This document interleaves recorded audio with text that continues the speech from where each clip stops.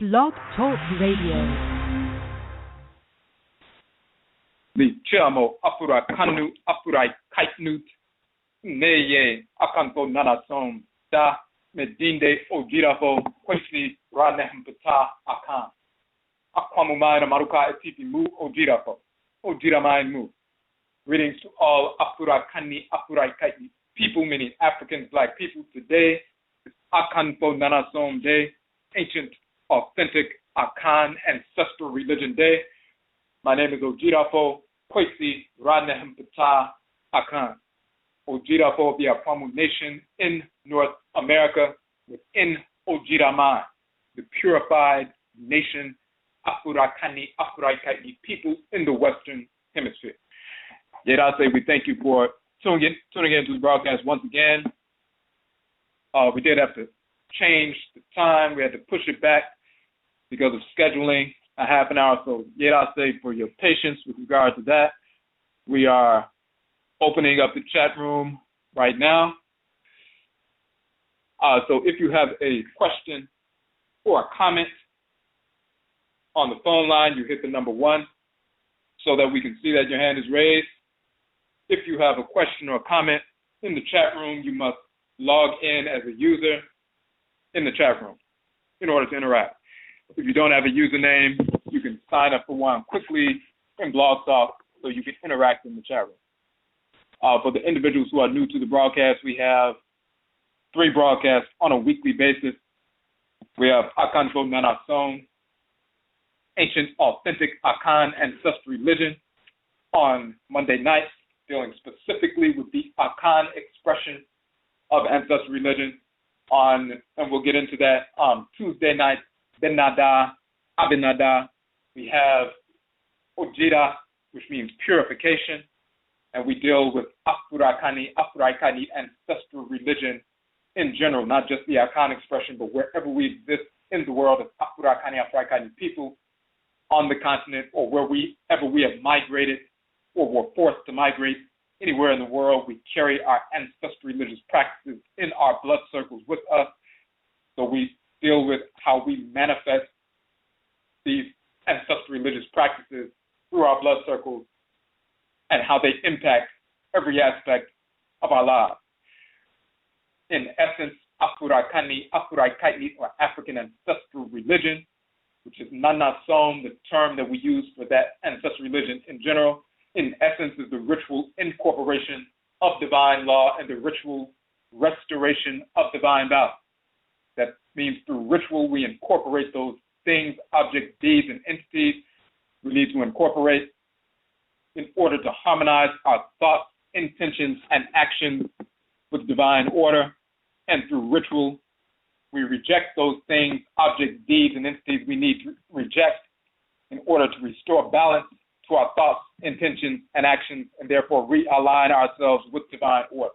So the ritual incorporation of divine law and the ritual restoration of divine balance are the expansive and contractive poles of Nanasom, of Afurakani, Afuraitkaitnit, or African Ancestral Religion in its varied expression, incorporating law and restoring balance every moment of every day to align our thoughts, intentions, and actions every moment of every day with divine order, Aminet Amin Seshe, or Nyamewa Nyamin Sheshe, divine order that impacts every aspect of our lives. So we're not just talking about pseudo-religion, we're talking about ancestral religion. So we text from ancient Kemet and orature, oral texts, and ritual practices from wherever our people exist, not only on the continent, but wherever we have migrated anywhere in the world, including North America, expressing our ancestral religious practices through the forms of Hoodoo, which is the Akhan tradition in North America, Juju, which is the Yoruba tradition in North America, Vodou, which is the Fon and Ebe tradition in North America, Grigri, which is the Bambara tradition in North America, the Gullah Geechee tradition in North America, and connected to the Gola and Kwesi and Mbundu and other groups on the continent. So the various places we were forced to migrate or where we migrated, we carry our ancestral religious practices with us, and that is the ritual incorporation of divine law and the ritual restoration of divine balance, aligning our thoughts, intentions, and actions in harmony with divine order, alignment, and realignment every moment of every day throughout the course of our lives. So This is what we deal with on Ojira Da or Ojira Day, Benada, Abenada Tuesday. On Awukuda or Akuada, which is Wednesday night, Egua Marketplace. And we typically have individuals who have started businesses, organizations, and institutions, our people only, of course, in our community, who are serving the community in a positive capacity, who also maintain their ancestral religious values in the process, and their ancestral religious values inform their service to the community. So we've had a number of individuals come onto the show, sit with us for 2 hours, talk about how they establish their businesses, organizations, institutions, how they're serving the community, and how you can connect with them, and their journey to ancestral religious practice in that process. We have published the OKOM Economic Development Model as part of that process. That is an economic development model rooted in our ancestral religious values, connected to the 7 principal values of Ancestral, nation building, restoration. And we go into detail about that in that model. You can download that model from our OKOM Economic Development Model page. It's a free download, of course. We did a 4-part series on that model where you can download that 4-part series where we dissect the model and show how it impacts every aspect of our lives. Part of that model, the strategy contained within the OKOM Economic Development Model, is to starve the beast and feed the pride.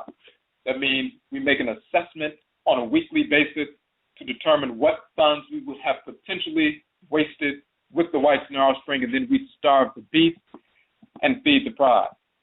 We reallocate those funds away from those white businesses and direct them to the business, organization, or institution of the week.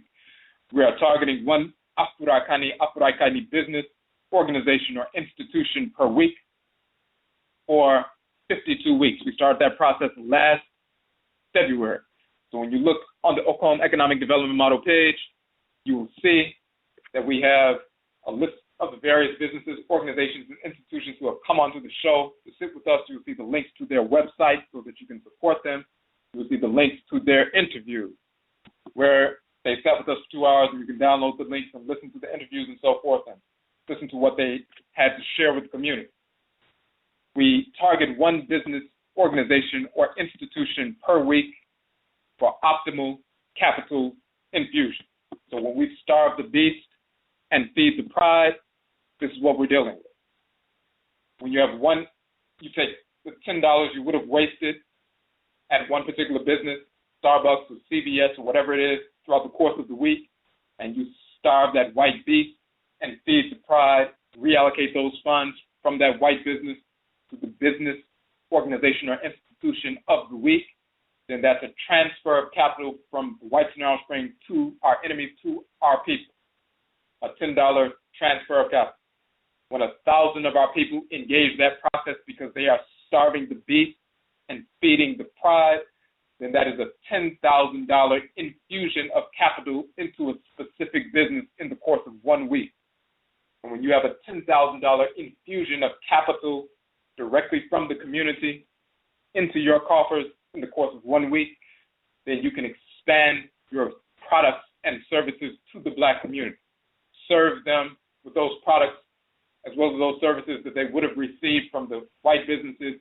You can provide those services, expand those services, those product lines to our community, serve us at a greater capacity. The business can hire people, males and females within the business, so they can have employment, so that they can also at the same time serve us at a greater capacity. It is a win-win situation across the board. If we do not starve the beast and feed the pride, then by default, we leave that $10,000+ in the hands of our absolute enemies, the whites and their offspring. They use that money to serve their people, employ their people, put their children through school, purchase houses, everything they need for their people. They rob our community of thousands of dollars and ultimately hundreds of billions of dollars and transfer all of that wealth directly to them, their own families. So by default, when we do not starve the beast and feed the pride, when we do not engage in something, an intelligent process, then by default we are financing our own oppression. So therefore, on a weekly basis, we must make that assessment so we can starve the beast and feed the pride. So that is what the EGUA marketplace show is about. We have individuals come on, and then sometimes we also go into detail about the cosmological foundation for our approach to economic development in various ways, and we have a number of broadcasts dealing with that. So this is what we deal with on our 3 different shows. And before we get into the topic for tonight, a couple of announcements.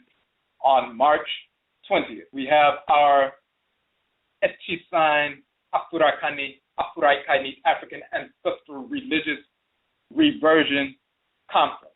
We'll be here in Washington, D.C. An all-day conference. Of course, it is free, as all of our events are always free and open to the Afurakani Afuraitkaitnit community only. We will have a number of speakers throughout the day. It's from 11 a.m. to 7 p.m. We'll have a number of presenters dealing with Afurakani Afuraitkaitnit Ancestral Religious Reversion.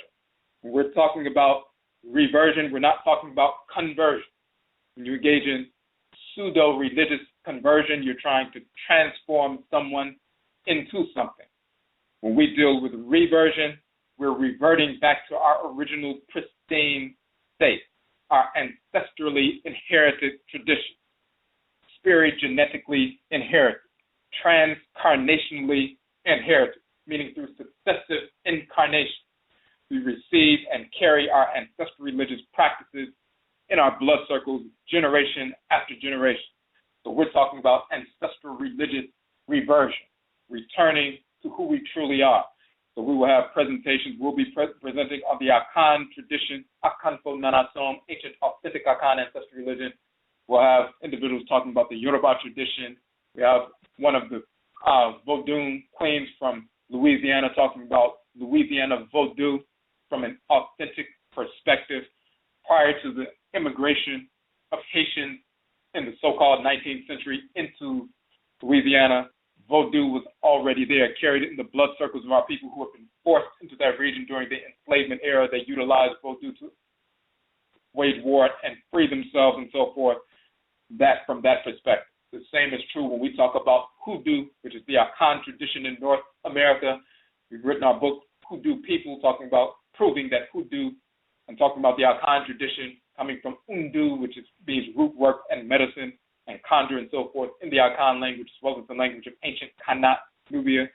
We prove that the Akhan tradition is called hoodoo in North America. We talk about the Akhan tradition from that perspective, transcarnationally inherited, spirit genetically inherited, passed on from our ancestresses and ancestors, great-great-great-great-grandmothers and grandfathers, intergenerationally and transcarnationally down to us today.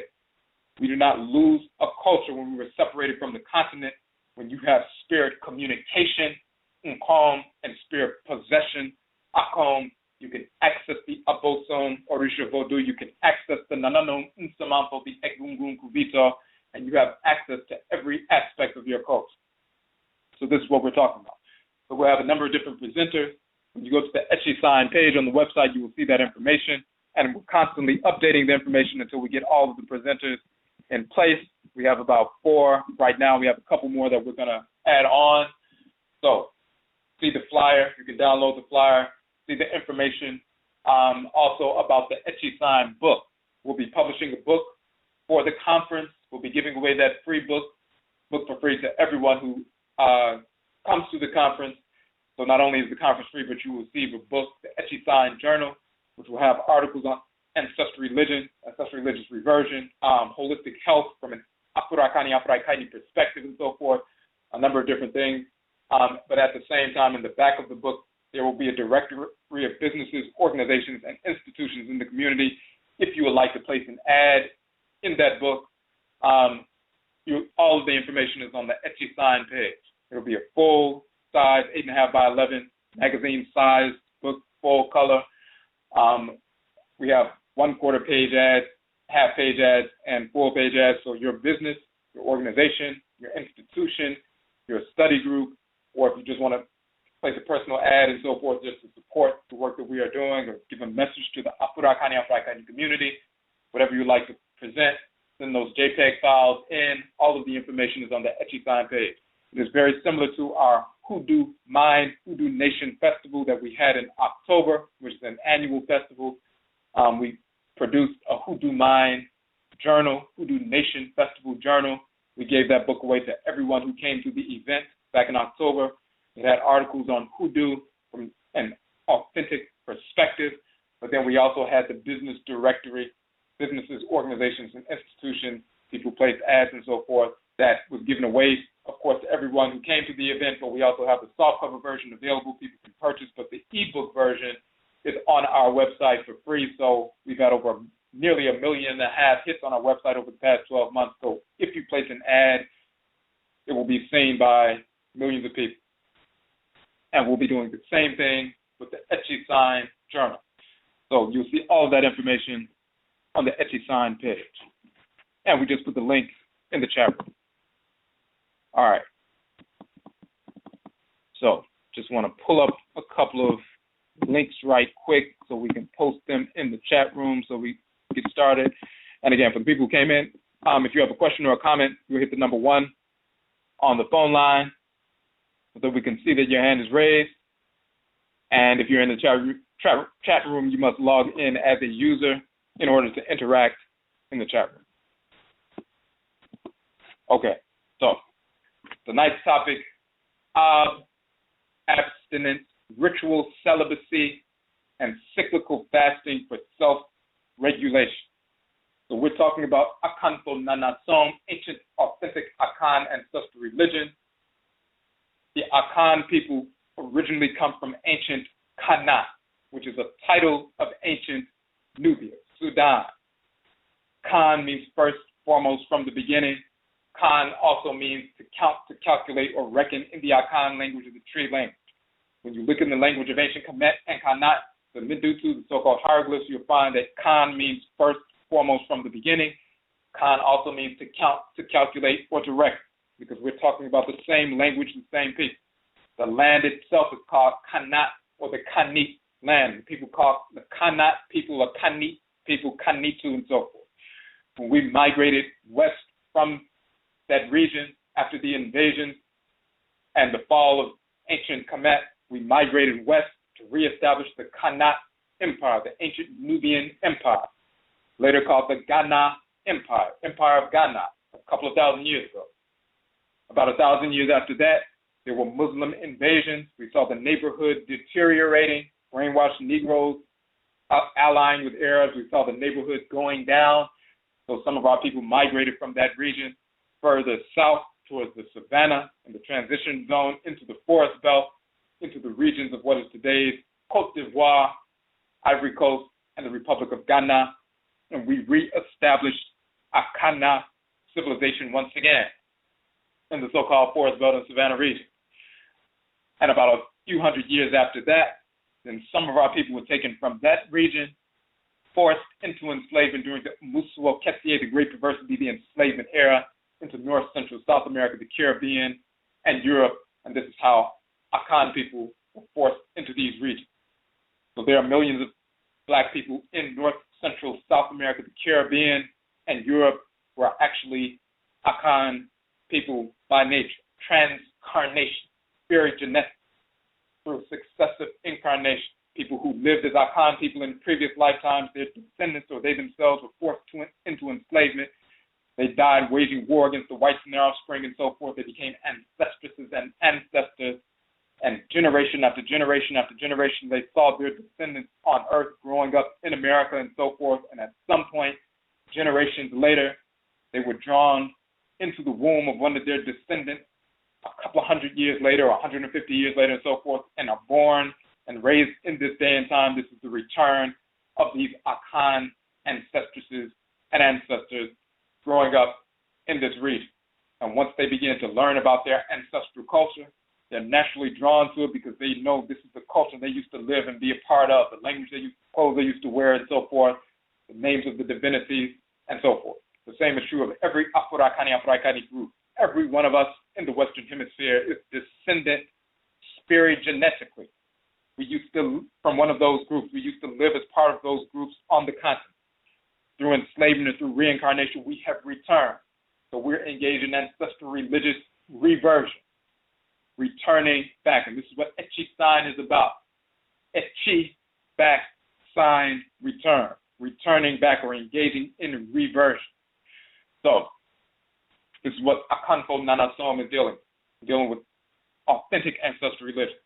When we were forced into the Western Hemisphere, many of us around the 12,600s or 12,1700s, some 12,800s, meaning 1600s, 1700s, 1800s, when we were forced into this region, at the time that we left, or the time that our ancestresses and ancestors left and ended up in the Western Hemisphere, the pure culture, the manner in which it was practiced at that particular time, was fossilized within the bone and blood and soul, krawa of our people, and we still carry that pristine culture within our bones and blood, within our kranem moja, within our soul and blood.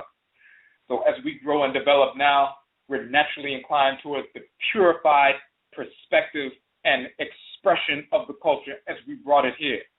What has taken place since we left the continent, infections from Christianity and Islam and Judaism and Hinduism, Buddhism, and white culture in general, which has infected the culture in many areas on the continent. Those expressions of weaving that corruption into the traditional culture, and people look traditional on the outside and they speak the language and wear the clothing and engage in ritual practices, but then we see cultural infections from the White Narrow Spring. Those things took place after we had already left. So we're naturally inclined towards the expression of the culture that we brought over here in our blood circle, and we revert to that. We engage in ancestral religious reversion, connecting with our direct blood ancestresses and ancestors to reclaim that expression of our ancient culture. And it is that expression that manifested as hoodoo in North America, juju in North America, voodoo in North America, Grigri in North America, that we use to empower ourselves to wage war against the White Narrow Spring, kill the White Narrow Spring, burn down plantations, start the Gullah War against the United States Army and government itself, and force the end of enslavement, force the acceptance of abolition, force emancipation. It was because of us waging war, killing the White Narrow Spring, that we forced those things into existence. So this is what we're talking about when we talk about ancestral religious reversion. So we're talking about abstinence, ritual celibacy, and cyclical fasting for self-regulation.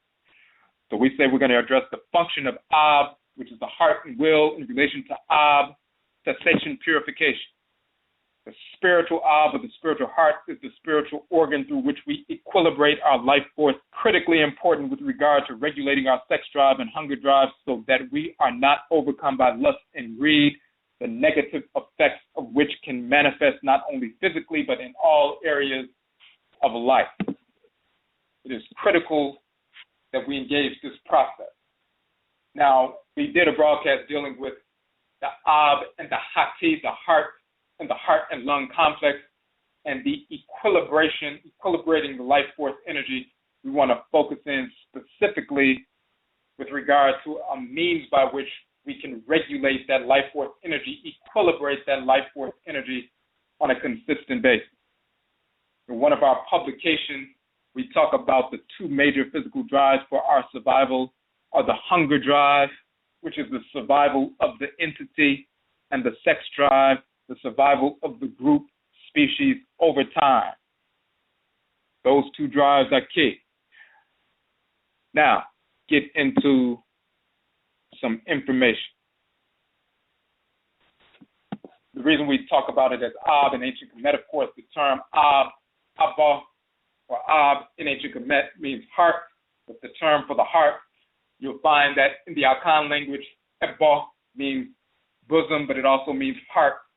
It's connected, it's used in different ways. Like someone having a heavy heart or a strong heart, they would say Ebba, and so forth. That Ebba or Eb is where you get Ab in ancient Kemet from. We still use the exact same term.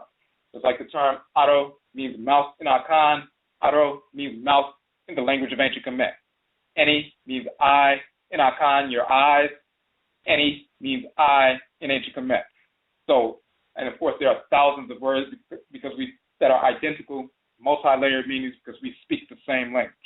The term Ab, many people understand that Ab means heart in the language of ancient Kemet, but it means more than just heart. It also means will, desire. It also can mean thirsty or thirst, to be thirsty.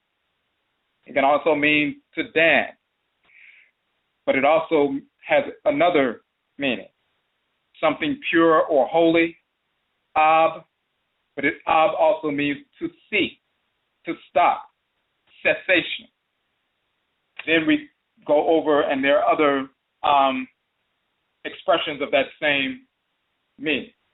So first, let's deal with the heart and its connection. Of course, when people talk about someone having a heavy heart, the heart registers. It is a repository for your various experiences, expansive and contracted.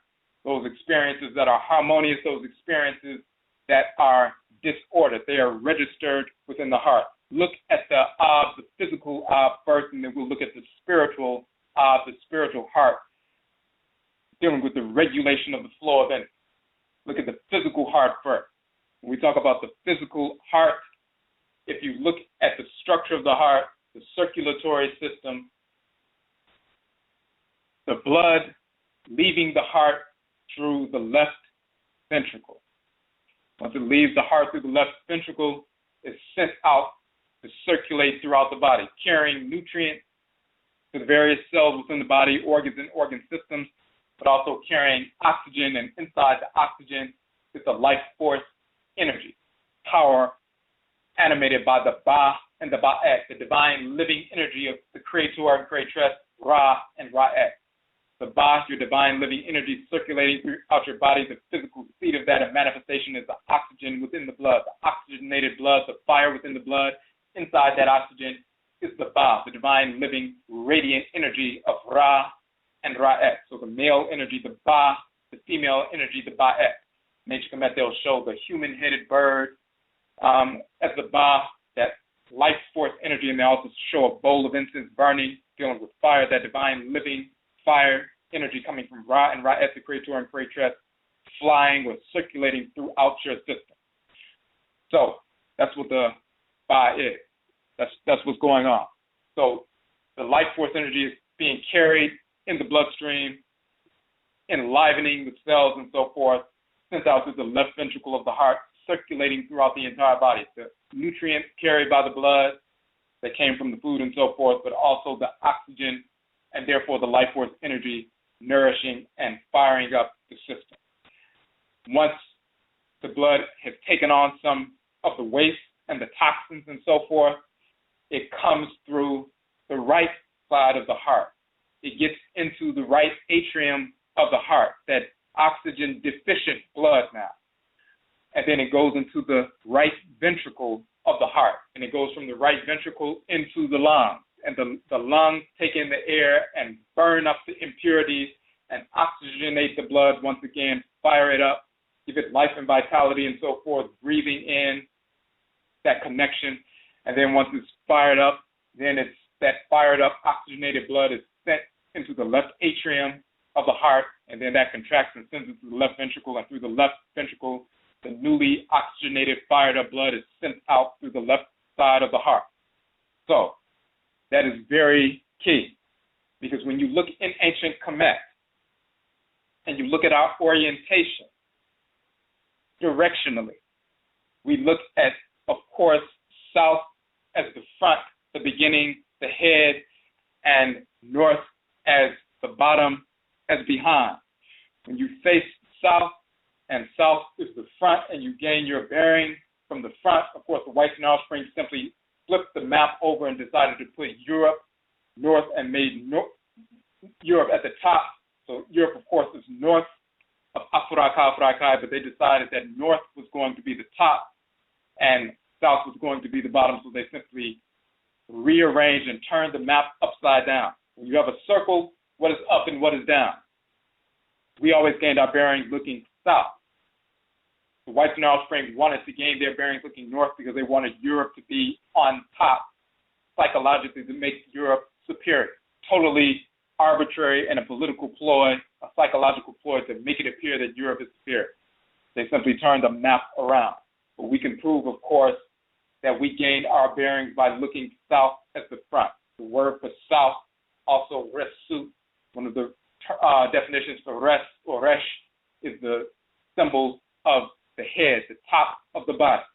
Moreover, when you look to the south, when you point to the right and you're facing south, the word for right is amintet in ancient Kemet, or aminti. The word for west, meaning the westerly direction, is aminti. The word for east is aptet. The word for left is also aptet.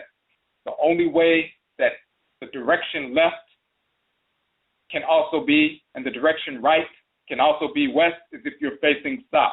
If you're facing north, then it's rerouted. So the reason why the word for left is also the word for east in Kemet aptet is because we gained our bearings by looking south.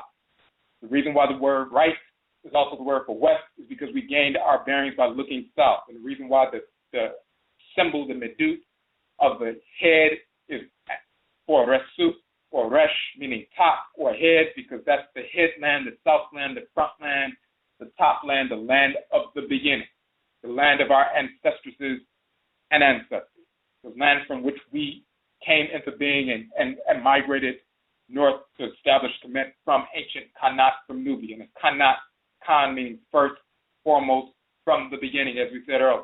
Another descriptive title is Resh or Resu, meaning south, but also meaning head, the top. So this is what we're dealing with.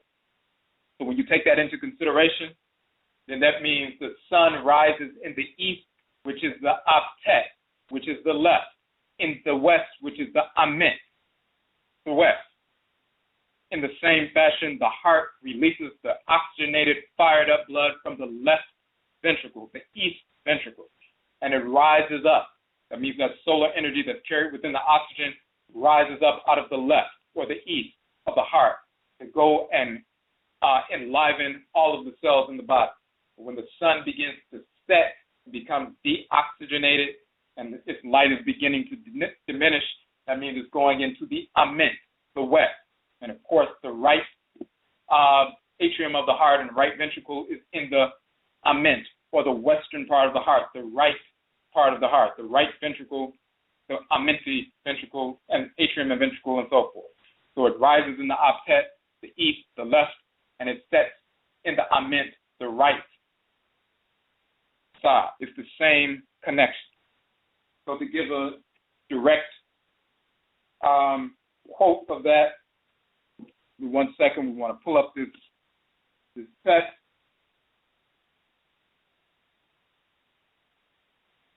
And let me pull up, we're going to pull up a section of the Runu Pert and Heru. And give me 1 second because we just had that information out. So give me 1 second, hold on.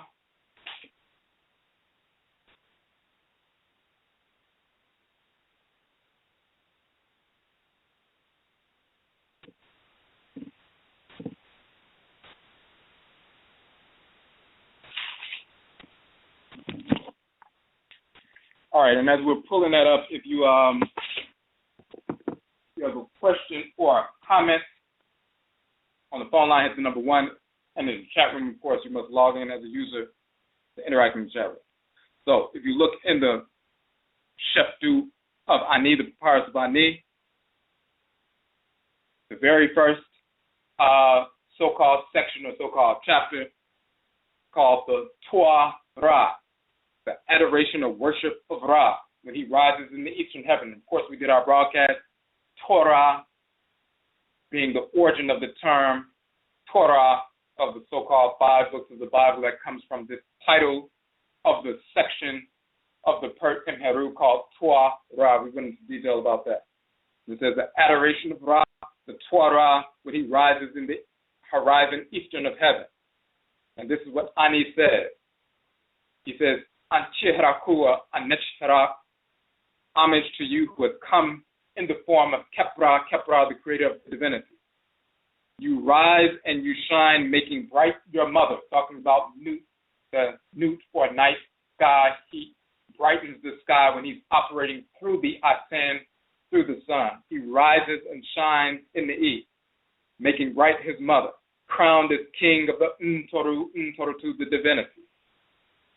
Your mother does homage to you with her two hands in the act of Nini, which is reception and worship. And then it says, receives you, Menu, with equilibration or peace or content, embraces you, Ma'at, at the double season. When it says you rise in the east and you're embraced or received in the Menu or the Amenu or Amen, the west, this is what we're talking about with the sun, but we're also talking about the same thing with regards to the heart. Just as the heart sends that oxygenated blood out, it purifies and nourishes the cells with the nutrients in the oxygenated blood, but then when it begins to set in the west, the deoxygenated blood or the oxygen deficient blood, as well as some of the toxins and so forth carried in the blood, once it gets into the west, then it's sent into the lung area where it is burned up and purified. The toxins are burned up and purified, and the blood is rejuvenated. And then the quote-unquote life force energy rises through the west of the or the east of the heart once again. In the same fashion that the heart is a physical receptor of the blood that sends out powerful life force giving blood, illuminating blood, enlivening blood, and nutrients and so forth, but it is also a receptor of that deoxygenated blood, that oxygen deficient blood and some of the impurities that will later be burned up. Your heart is a receptacle for those various things. The spiritual the spiritual heart, is also a receptor and a transmitter. It transmits those experiences that you have and express through the quote-unquote heart, but then it is also a receptor of your various experiences. It registers your various experiences, just like the physical heart does, so does the spiritual heart. And this is why physically certain things happen and people say the heart has become heavy because there's stress and pressure, and then the heart becomes heavy and there's a flood of blood and so forth. But when your heart is light, when it's balanced, equilibrated and so forth, you can repel negativity with ease, and you're not weighed down by anxiety and depression and so forth. You can manifest that and feel that and experience that physically, but it also registers spiritual heart, the spiritual force that animates the physical heart. Just like you have a spirit that animates your physical body, every one of your organs and organ systems are shrines of different divinities. They are relay stations of that energy, and there's a spiritual heart, there's a spiritual, quote-unquote, liver, different organs within the body. They have their spiritual components. Your spiritual anatomy mirrors your physical anatomy. These are the shrines within your spirit body. So the heart is that receptacle. It registers your various experiences, every experience you've had within life, every transmitting of energy and expression of experience, every reception of experience as well, and conditionings and so forth. It's all registered within the heart. The knowledge of these experiences are registered within your Ka and your Ka'et. The soul, the divine consciousness called OKRA and OKRAA and Akhan and Odwirafo, Inu and Yoruba and so forth. Lido and Vodun and Chi and Igbo, the deity that dwells in the head region. The knowledge and understanding of these experiences, the examination of these experiences are all encoded and received and contained within the Ka. The Ka is the spirit's brain. But the experiences themselves and how they affect you physically, how they affect you emotionally, the conditionings and so forth, whether they're conditionings based on harmony with order, reflexes and things that are in harmony with order, or misguided conditioning, self-destructive conditioning, self-imposed or imposed from the outside conditionings that cause you to react and have misguided reactions, negative reactions and so forth, different phenomena. All of that is registered within the heart as well. This is why when a person makes their transition, you see in ancient Kemet, the heart, the spiritual heart is placed on the scale, and on the other pan is the feather of Ma'at, which is very light. And if your spiritual heart balances out the feather because you have equilibrated your life force energy, it will balance out the feather. It will not be a heavy heart. It will not cause scale to tilt. But if you have not purified yourself, you haven't allowed the Hati, the spiritual heart and lung complex, you haven't allowed that to purify the spiritual heart and the life force energy moving through the spiritual heart, just like your physical lung, purify the blood that comes in from the right side or the west, the Amen. It purifies the impurities, it destroys the impurities, it enlivens the blood, and therefore you have pure, clean, vibrant blood sent into the left ventricle, atrium of the heart, and then the left ventricle, and sent to the rest of the body. If your spiritual lung complex does not purify your heart, if you're not engaged in that kind of purification on a regular basis throughout the course of your life, then the receptacle, the spiritual heart receptacle, is full of experiences that are toxic, that are disordered, and so forth, and you have a heavy spiritual heart. So when you make your transition, all that heavy, negative, discordant energy is weighing down that spirit heart organ, and when it's placed against the feather, meaning when you go before the abosom, go before the divinity, the Orisha, the Vodou, and they search your heart, literally. They search your spirit body and search your heart to see if it's balanced. No different than if you come in contact with somebody and somebody is very depressed and you're a little bit receptive, you can feel the heaviness around them. It feels like you're underwater. It's so heavy and thick with negative energy. You can pick up on that. So if somebody like that makes their transition and they transition in that state, yes, their spirit will separate from their body and their body is buried, but they still have a spiritual heart. They have a center of resonance within their spirit body. If they go before the abosom and their quote-unquote heart is weighed against the feather, meaning every abosom they invoke when they're going through the 42 enunciations of Ma'at, they're invoking each one of these 42 deities to align with them. When they seek to align with them, the divinity searches their heart, and they can determine whether or not that heart is balanced or if it's in disorder. If it's in disorder because the person was simply conditioned, then they help them to overcome that condition. If they were in disorder because the person was engaged in criminality, they are repelled from those abosom. But they search your heart to see if you're heavy, if you're being weighted down, and so forth. And it's just like we can do here. So that balancing of the heart and scale, yes, that happens after death, but it also happens throughout the course of our lives. Are we living in harmonious order? Are we purifying ourselves? Are we aligning with divine order on a consistent basis so we can make our heart light, so we can equilibrate our life force energy, so we're balanced, so we're not imbalanced? Because if you're imbalanced physically, you can be imbalanced emotionally, manifest emotional instability. You can manifest mental instability, and it can even lead to psychosis and so forth. Or emotional instability, meaning you become self-destructive, depressed, misguided, anger, and so forth, destructive, explosive, or implosive, all these various things. But when you equilibrate the energy moving through your spirit body, just like when the blood is purified and equilibrated, then all the cells in the body receive what they need nutrient-wise. All the cells in the body receive what they need oxygen-wise.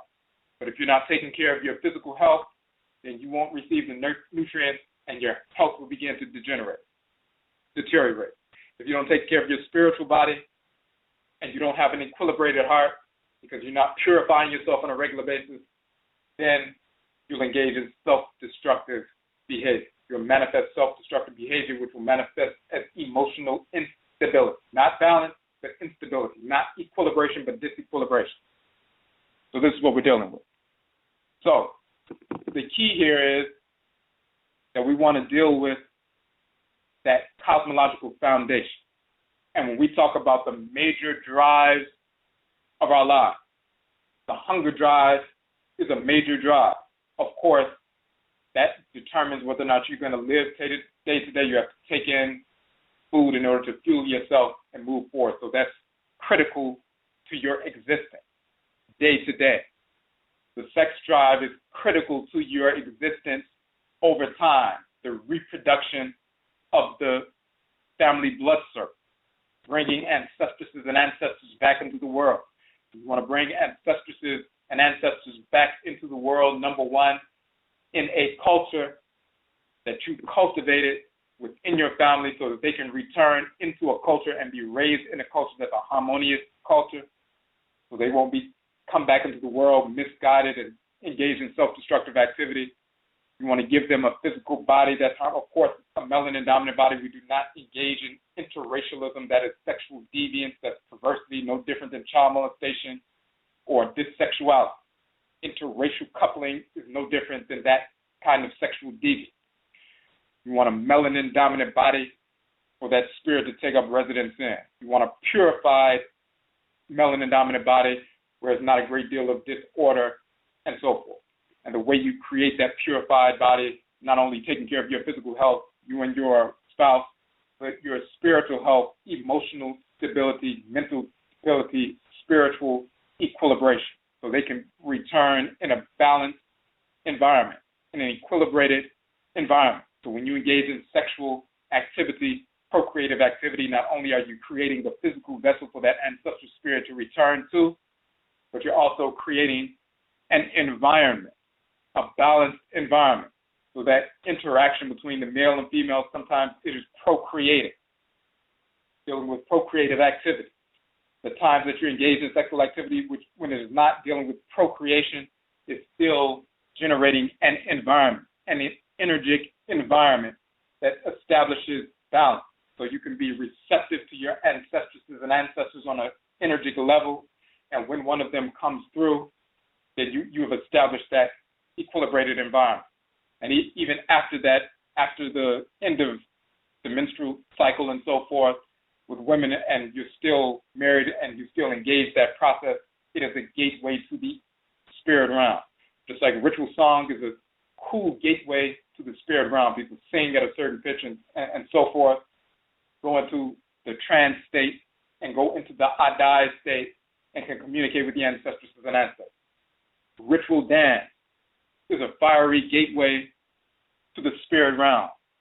Drums are playing, people begin to dance, sometimes spin and so forth, and that explosion of energy propels them into the spirit realm so they can communicate with the Abosom and Nsamafo deities and ancestral spirits. Ritual prayer is a more cool and dry gateway to the ancestral realm. Through ritual prayer, ritual incantation, and so forth, the sound vibrations in and of themselves places people and aligns their spirit in that kind of spiritual state, that intermediate state where they move into the Adai state, they go into the trance state, and they can communicate with the ancestresses and ancestors and with the deities. Ritual, sexual, or procreative activity either brings an ancestral spirit into the world. So, of course, that is a sacred activity. But even when you're not bringing an ancestral spirit into the world, it is a gateway to communication with the ancestresses and ancestors. It takes you into that space when you're connected with your spouse and so forth, where you're still moving into a space where you're seeking to utilize that energy to equilibrate yourself, to make yourself receptive to divine order coming from the Abosom and Nsamafo and so forth, and creating that kind of environment for your ancestors and ancestors to communicate with you or communicate through you to the community, making yourself receptive in that sense, no different than meditation, which is a cool gateway to the ancestral realm, ritual dance, which is a fiery gateway to the ancestral realm, ritual song, which is another cool gateway to the ancestral realm, ritual prayer, which is a mid kind of energetic gateway to the ancestral realm,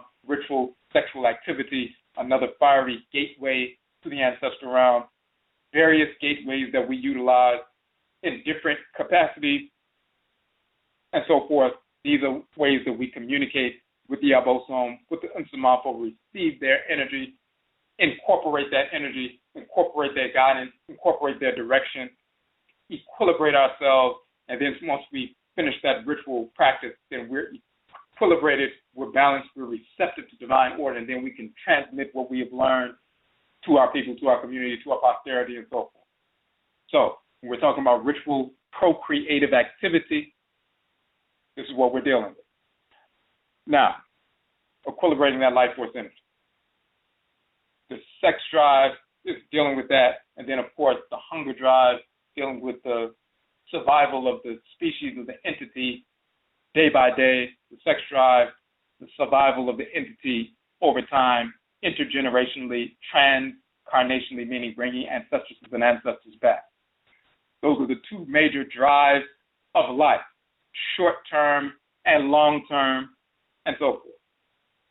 If you cannot regulate the two major drives of your very life, your very existence, your capacity to maintain your life day in and day out through the hunger drive and so forth, and through procreatively, through intergenerationally and transcarnationally, through the procreative practice. If you cannot regulate those drives of life, they degenerate not from the hunger drive to now you're engaged in greed, misguided desire, lust. The sex drive degenerates from procreative, ritual procreative activity, sacred activity to bring an ancestral spirit back or to generate a ritual environment so that we can be communicating and receptive to the forces in nature so we can align ourselves with them and extract the divine order that they embody so we can pull that order within ourselves and replicate that order in our families, in our homes, in our communities to reestablish order where disorder is manifested. If you're not engaged in that, then it degenerates into lust, misguided desire. So you have lust from, non-ritual sexual activity. You have greed, gluttony from the disordered manifestation of the hunger drive, the distortion of the hunger drive. If you cannot regulate the two major drives of life, then that has negative effects throughout the course of your life, not just being lustful sexually and greedy or gluttonous with regard to your appetite, but that manifests in the way you interact with different aspects of yourself, with your children, with your mate, with your family, with your community.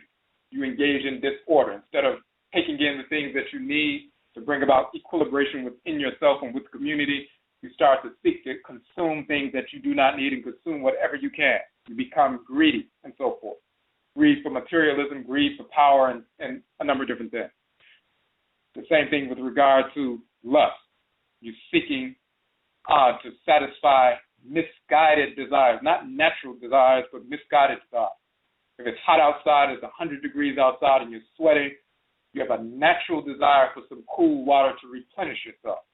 If you're losing nutrients because you're working out or exercising or running or whatever, you need to restore some electrolytes, some mineral balance within your body, then you take in juices or different things. That's a natural desire to restore balance to yourself.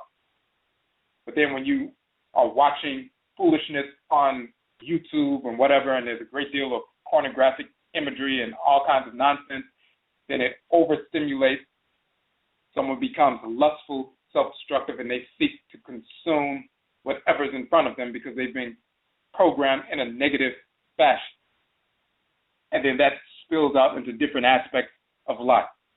So one of the ways that we engage this process dealing with equilibrating the life force energy through the hunger drive as well as the sex drive in a harmonious fashion, cyclical fasting, which we talk about where you purify, you detoxify, and so forth, get all of the toxins out of your system, purify yourself, and then move forward, cleanse yourself out, and then move forward in a renewed fashion.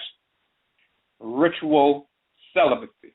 We're not talking about celibacy in the sense of the whites and their offspring, like, Catholic priests who are faggots anyway, and their celibacy is really based on the fact that they really don't want to be with a woman in the first place, because the whites and their offspring by nature are sexual deviant. That is their nature, that is their origin. So they've always sought to canonize and institutionalize this sexuality, homosexuality, no matter what pseudo-religious practice they're involved in. This sexuality, homosexuality is rampant within Christianity, within Islam, within Judaism.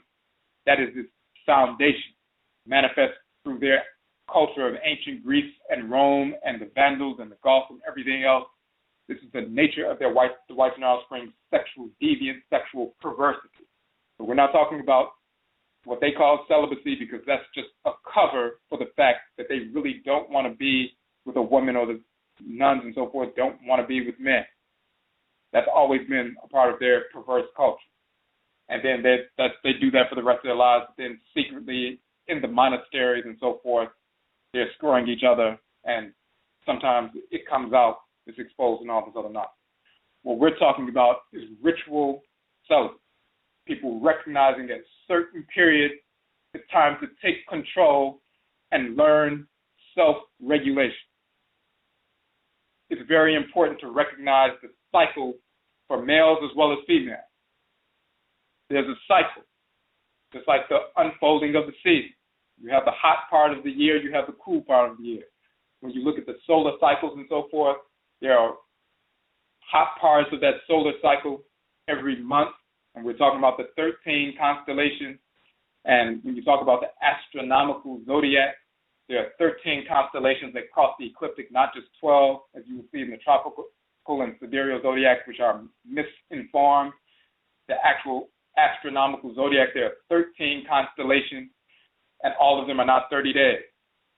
One of them is 7 days, one of them is 32 days, one is 45 days. You have 27 days different ones. The sun, that constellation manifests on the horizon for a certain number of days, and then the next constellation comes up according to its nature.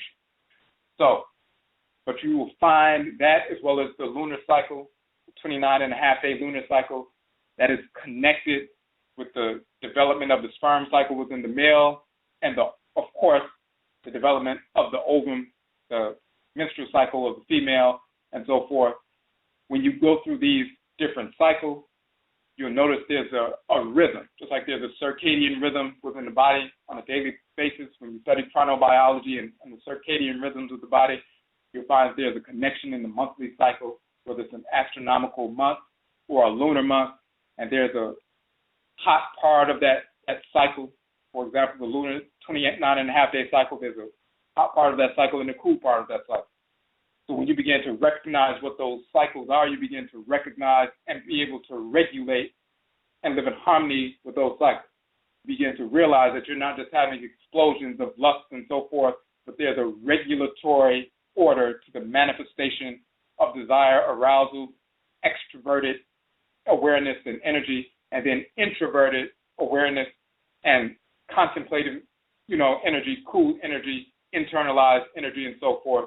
So there are times during that 29.5-day cycle that you're very extroverted, aggressive, more drawn to engage in ritual activity, sexual activity, aggressive activity, and so forth.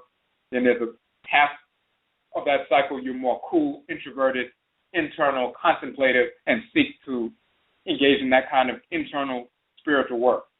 When people engage a cycle of ritual celibacy, because and especially for males, decide to take control of that life force energy, the Ba, the divine living energy moving within you.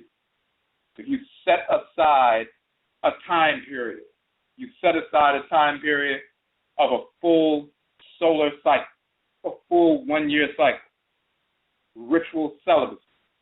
You're not engaging in physical sexual activity, but you're going to take that decision and take that time to experience the effect of the changes of the seasons as well as the different cycles within the 4 seasons on your physical body and your life force energy, so you can understand and affirm for yourself and verify for yourself the different expression of your life force energy during these different times of the month as well as the different times of the year.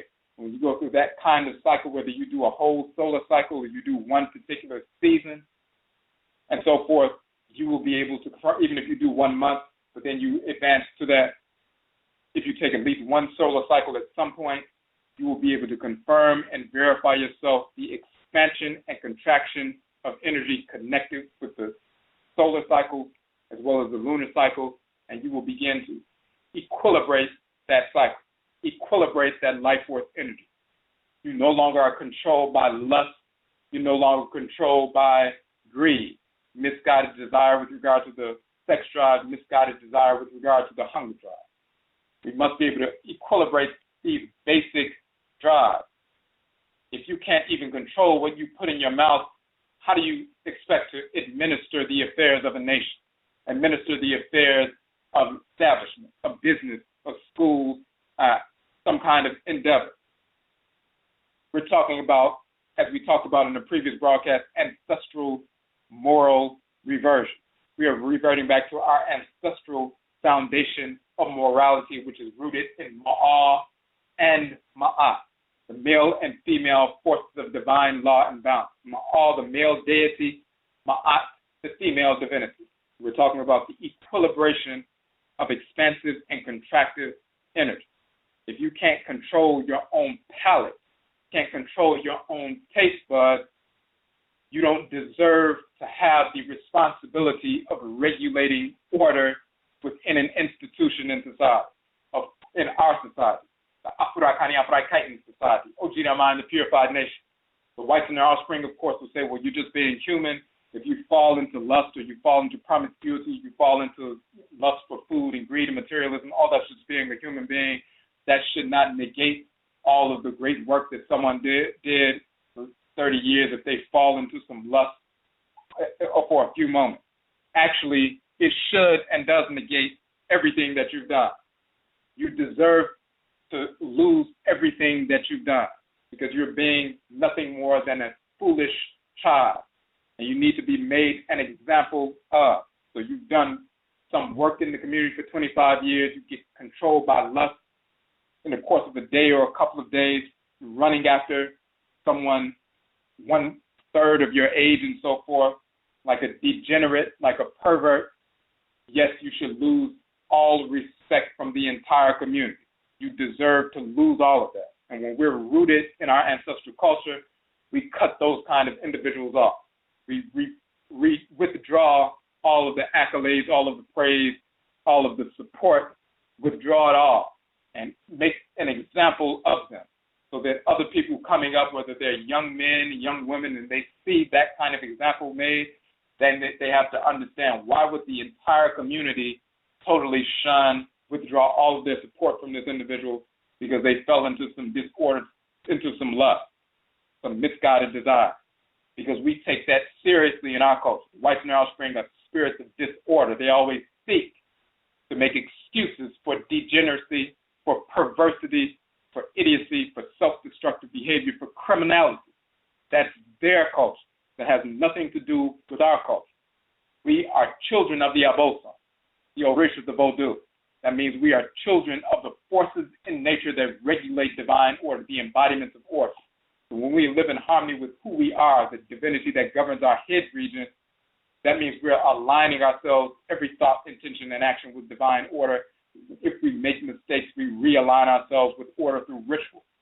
But after a certain point, there are certain kinds of mistakes that you never make. Just like after a certain point, when children don't know how to go to the bathroom on their own yet and regulate and control that capacity to do so, they have a few quote-unquote accidents. But after a certain point, they never have those accidents again, and it is expected they never will, and you growing into adulthood, that's not even a question any longer. And the same thing is true when you're adult and you begin to mature. Certain kinds of basic things, certain kinds of basic behaviors, maturity on the lowest level allows you to get beyond.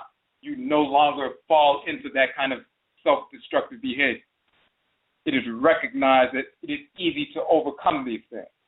That includes promiscuity, misguided, and the misuse of procreative activity. It also deals with the misuse of the hunger drive, the misuse of that natural drive to preserve yourself on a daily basis. Falling into greed and gluttony and so forth is a sign of immaturity. That's a sign of an individual who hasn't gotten beyond basic manhood and womanhood. And they don't deserve to have responsibility in the community, regulating specific institutions within the community. They don't deserve that. That's not part of our culture. In our culture, you purify yourself first. You get beyond being pulled in different directions because you can't control your palate. You can't control your taste buds. You can't control your sex drive. if you're 21, 22, 23, you should be getting beyond that at that point. In this culture, we're taught that you can be 50, 60, 70, and they're still making excuses for fools who are still controlled by their sex drive and by their taste buds, which is foolish. We get beyond that as young adults, and we move into adulthood, and we leave that kind of foolish, self-destructive, degenerate behavior behind. And if someone falls into that, then they are shunned, rejected, and everything they have done is rejected and no longer supported, and they are made an example of.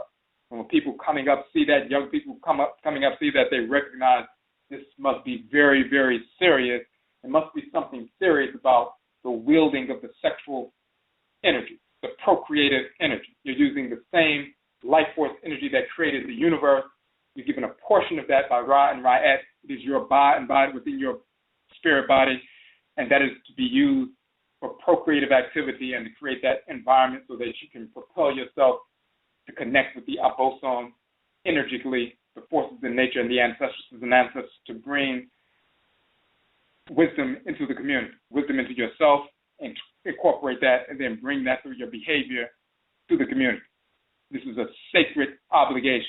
It's not just a lustful, promiscuous afterthought. So this is what we're dealing with. So we're going to get into the text, one of the texts from Ancient Kemet, which actually corroborates what we're talking about. So we're going to read through this text and show you exactly what it means. Now, you look in the Runu Perk and Meru, so-called Book of the Dead, and as we said earlier, just to recap, when we talk about Ab, meaning the heart, Ab or Abba, meaning the heart, in Ancient Kemet, Abba in Akhan references the bosom or the heart, and so forth. But Ab or Abba also means something pure or holy in the language of Kemet. Ab also means to cease, to stop, cessation. So when we talk about abstinence or abstinence, Ab is the heart, is the regulator of the blood, is also the regulator of the life force energy, regulator of the nutrients, regulator of that which is going to be purified and so forth. That's Ab, the physical heart, but then the spiritual heart is the regulator of the experiences, the repository of all of your experience. It is also, this is why Ab means heart, but it also means something pure or holy. Ab also means to cease, to stop, cessation. Ab also means to dance. Ab also means thirsty.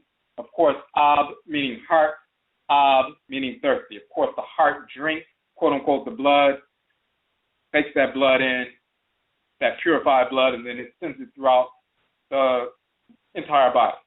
Ab meaning to dance.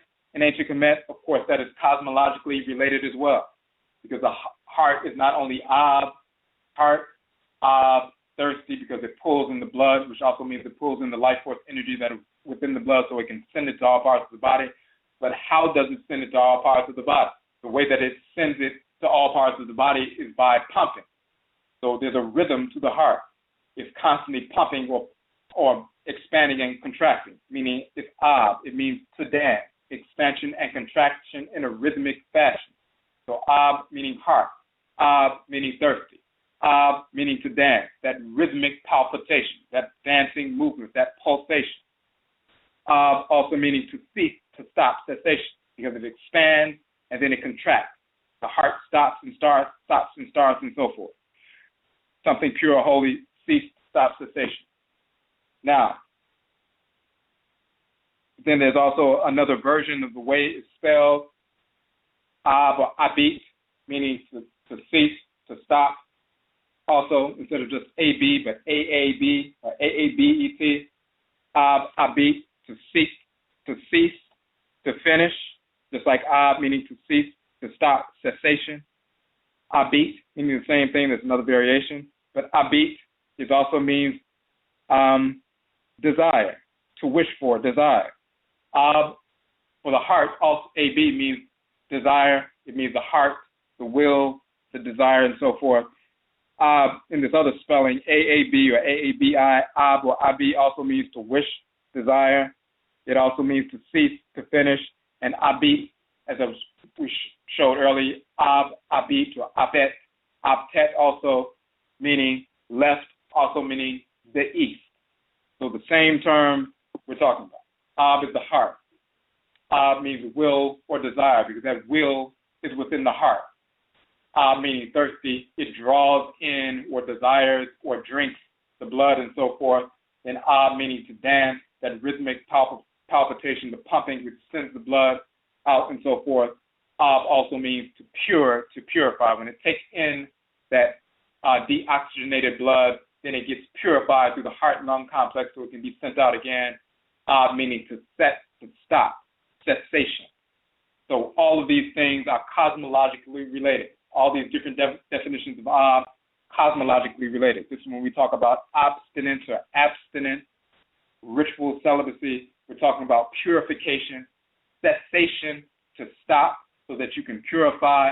And then once you begin that rhythmic palpitation once again, you can engage that process in a harmonious fashion.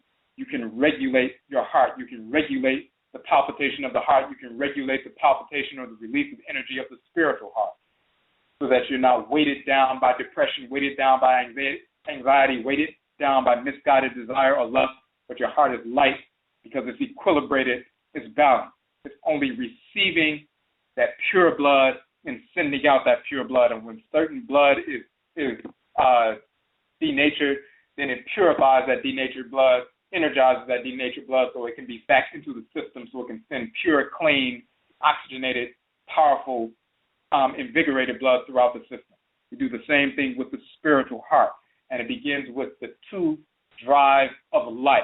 The life drive, the first for day to day, which is the hunger drive, the drive of life for intergenerational and transcarnational life, which is the procreative drive or the so-called sex drive. When you can regulate those two drives of life, then you can regulate your life.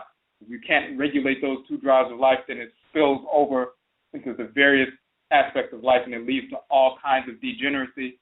It leads to all kinds of drama within the family, within relationships, within finances, within all kinds of things that manifest. So let's look in the Guru Pert Imheru for a cosmological foundation for that process and for these definitions.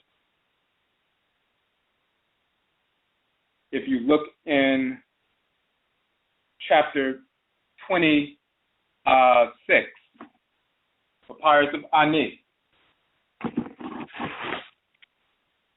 the chapter of giving a heart to Osar Ani, to him in the spirit realm. So whoever made their transition, the chapter of giving heart to the person in the spirit realm. Of course, this happens when this person makes their transition. They're talking about the spiritual heart, returning the spiritual heart to the person after it's balanced against the feather. When it passes that test in the spiritual heart, is returned to the individual. The same thing happens throughout the course of your life. Every time you're confronted with a situation in life, your heart is placed on the scale of ma'at at that moment. Is it equilibrated? The experiences that you're about to have or that you're operating upon, the conditionings that you're operating upon, are they coming from a light heart that's balanced with order? Are they coming from a heavy, weighted down heart controlled by lust and misguided desire that are tipping the scale? Every situation you're confronted with, you're immediately at that judgment scene every day throughout the course of your life. Are you passing that judgment scene on a consistent basis? Are you balancing out the feather with the heart? So these texts, when we read them about dealing with ancient Kemet, so-called Book of the Dead, Pert Imheru, Book of Coming Forth by Day, yes, it's talking about the deceased spirit because they go through that same test, and once it's balanced, adjudicated to be balanced, the heart with the feather, then they are accepted into Asamando, the ancestral realm, to live in peace and harmony with their ancestors and ancestors who preceded them.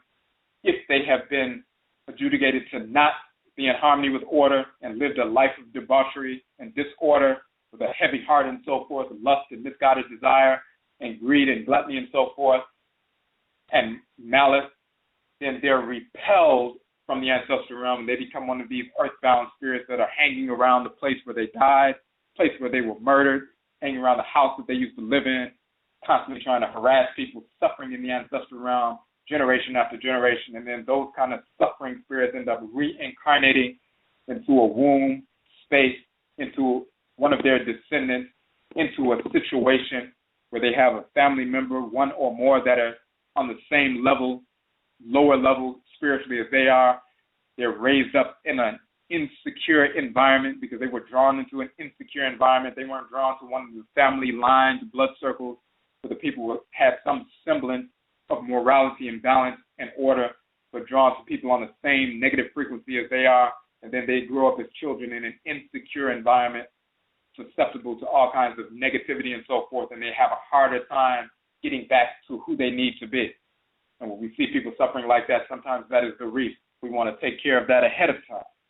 So yes, these things are dealing with what happens to the person after death, but it also happens dealing with what's happening to us every moment of every day. So these are manuals for life, not just the book of coming forth by day after death.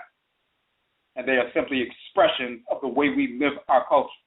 So yes, we wrote some things down, but our culture is not dependent upon us reading text or memorizing text. We live these cultures because we communicate with the Abosom. We get possessed by the Abosom. We communicate directly with them. We communicate with the NHOMA, the ancestral spirits who are spiritually cultivated. They communicate with us. They show up through spirit possession, communication, and speak directly to us. And if we would like to write the things down that we learned from them so we can pass it on to our posterity, that's just supplemental, extra, and helpful. And this is what these texts are. They fossilize the tradition as it was practiced thousands of years ago, showing the purity of the tradition then. And then when we engage in these same practices, and then we look back at these texts, we can see we're doing the exact same thing our ancestresses and ancestors were doing back then, even speaking the same language, same words with the same meaning, thousands of years later, and dealing with the same deities who manifest in the same way. So this is the chapter of giving a heart to the individual in the spirit realm. What he says is, may my Ab, my heart, be to me in the house of hearts. May my Hati, which is a heart and lung complex, be to me in the house of the Hatiu. May be to me my heart, may it be equilibrated, Hetep, rest within me. I shall not eat the cakes of Alsar on the east of the lake of flowers, a boat in your going down the river and in your sailing up, nor shall I advance to the boat with you. May be to me my mouth, that I may speak with it, my 2 legs to walk, my 2 hands and arms to overthrow my enemy. Be open to me the doors of the heavenly realm. May unbolt for me the divinity Seb, the chief of the divinities, 2 jaws for me. May he open my 2 eyes that were blinded. May he make to stretch out my feet which were fastened together. May make strong Anpu my legs, to rise up for myself.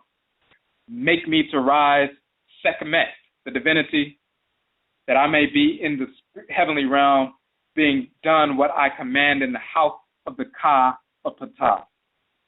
I know my Ab, my heart. I have gained power over my Hati. I have gained power over my 2 hands and arms. I have gained power over my legs and feet. I have gained the power to do what pleases my Ka.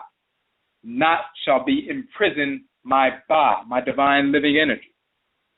Within my body, at the gate of Amentet, the spirit realm, at my entrance in Hetep in peace, I'm coming forth in Hetep or peace or equilibration.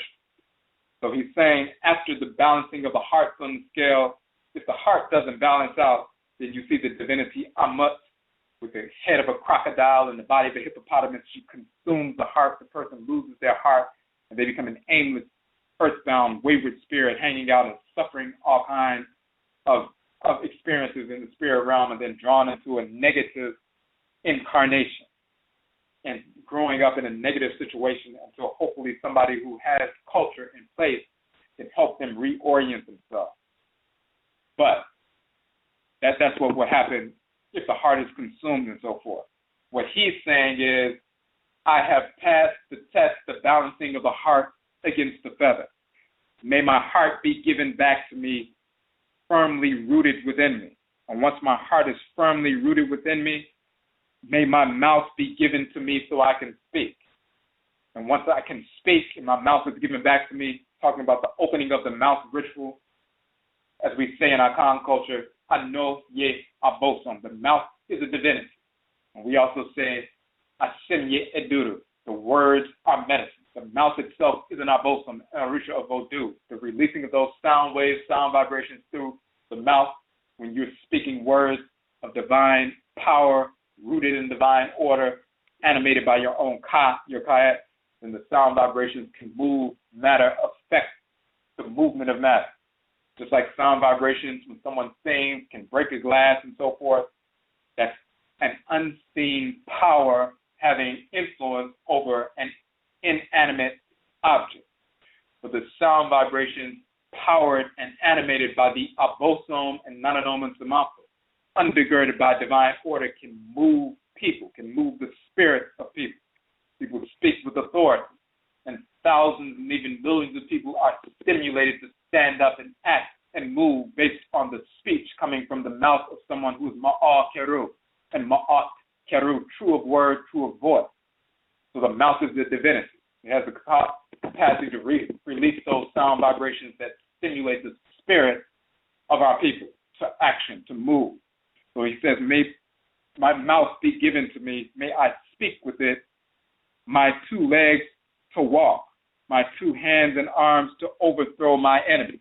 Once he has his mouth once again, because his heart is firmly rooted in his cavity, in his chest and so forth, he has a strong heart, akoko duru, is called in Akhan, a strong chest, powerful, one who has heart, one who's not weak but is courageous. He can open his mouth and speak. His two legs, he has the power to walk. His two hands, he can use to overthrow his enemy. He opened to me the doors of heaven. May unbolt for me Seb, the earth divinity, who is the chief of the Untoru, the divinities, his two jaws for me, open his two jaws. May he open my two eyes which were blinded. May he make to stretch out my feet which were fastened together. May Anpu make my legs strong for me to rise up. May Sekhmet, the divinity, may she make me rise up into the heavenly realm. So being done what I command in the house of the Ka of Ptah. Once his heart is within him, he's given his heart. It's returned to him from the scale. He's balanced. Now he can open his mouth and wield energy. He can control his arms, his legs, and so forth. He's in control of himself and herself. Self-regulating, not controlled by lust, not controlled by misguided desire, not controlled by greed, not controlled by gluttony and so forth. So therefore, he doesn't lend himself to becoming emotionally unstable, physically disordered, emotionally unstable, physically disordered in the sense of physical illnesses or physical gluttony and so forth, which leads to obesity or out of disease, health, bad health and so forth, but also dealing with sexual promiscuity and misuse of the procreative power and so forth. He's not given over to that. He can open his mouth, he can speak, he can invoke the abosom, provoke their energy, the divinities of order, and replicate that order and incorporate that order within himself. He can speak and evoke the ancestresses and ancestors and provoke their energy and receive their guidance and so forth and replicate that guidance within his life. He has power over his legs, his arms. He can overthrow his enemy. He's not controlled by his enemy, but he can overthrow his enemy. His eyes are opened by Seb, the earth divinity. He's not controlled by negative things, quote-unquote, negative earthly things, but the deity of earth, the male divinity of the crust of earth, his two jaws are open, and he opens the eyes of which were blinded. He makes me to stretch out my feet, which were fastened together, which I couldn't move on my own. He released those bonds to the feet so I can move fully and freely. Anpu made my legs strong. Sekhmet made me to rise up. And then I can command all that I will within the house of the Ka of the deity Ptah. I know my heart. I've gained power over my Hati, which is the lung complex. That complex that purifies. I've gained power over my two arms and hands. I've gained power over my feet. I've gained the power to do what pleases my ka. After you gain power over all of these things because your heart is right, you do what pleases your ka, what your ka pleases. Your ka is a deity. The ka-et is a deity dwelling in the head region, the divinity that guides your every thought, intention, and action when you live in harmony with it.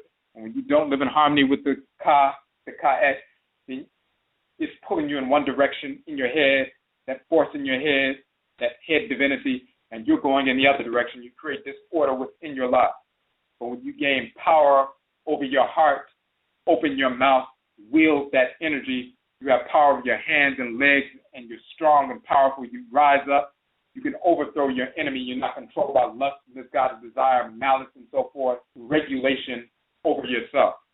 And now you can do what your ka pleases. And your ka only pleases to do that which is in harmony with divine order, which is coming from Amenet and Amen. Then it says, not shall be in prison my ba, my divine living energy. The ba and ba is coming from Ra and Ra, the divine living energy circulating through my body. Once the heart is right and balanced and equilibrated, as it says, may be to me my heart, may it be in hetep, not only peace, but equilibration, balance, equilibrium. Once the heart is equilibrated, then the ba, the divine living energy, will not be in prison. Not shall be in prison my ba, or my ba'ed, within my body at the gates of Amentet, the ancestral realm, at the entrance. It is in peace, in balance, equilibration, and therefore I come forth and move and act and function in hetep, meaning equilibration. So that is the cosmological foundation. Even if you look in a very mundane level, when someone has what is called sleep paralysis, and you have sleep paralysis, you're laying down in the bed at nighttime, you're asleep, and you feel like something is upon you, holding you down. You can't open up your eyes. You can't open your mouth to scream. You can't move. You're sweating and struggling and so forth. But when you invoke the abosom, then you can repel that spirit. And hoodoo is, you say that a witch is riding the person, a negative discarnate spirit, whether it's an ancestral spirit or a non-relative. But when you focus on the Imsamafo, focus on the abosom, you can repel that spirit. And what happens when you repel that spirit? Then you can open your eyes, you can open your mouth, you have power over your arms, you have power over your legs, you have power of movement, you can function once again. You can repel that negative spirit. Just like you can do that in the sleep state, you can do that in the physical world. This is one of the functions of the opening of the mouth and eyes. When you look at the text and it says the opening of the mouth and eyes, that's a direct relationship to that, what happens in the sleep state, what happens in the after-death state, which is akin to the sleep state. When somebody makes their transition, spirit separates from the body. There are negative discarnate spirits who did not get accepted into the ancestral realm, who are hanging out. Homeless type spirits who would try to pull the person in one direction or the other, hold the spirit down. But when you engage and live in harmony with the abosom, you can repel them. And therefore, you have control over you can open your mouth. You can repel. You can release those sound vibrations, those incantations that will repel those negative spirits. You can have control over your arms and legs and overthrow your enemy. And your eyes are open, your mouth is open, and so forth. The same thing happens throughout life.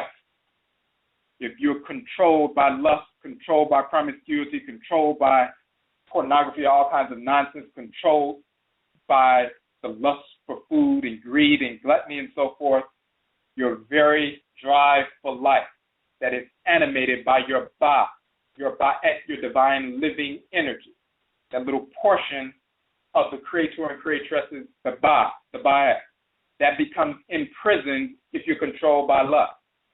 But when your heart becomes right and you have control over your heart and you can regulate your heart, regulate your emotional balance, regulate your mental balance and so forth, you regulate the heart and lung complex.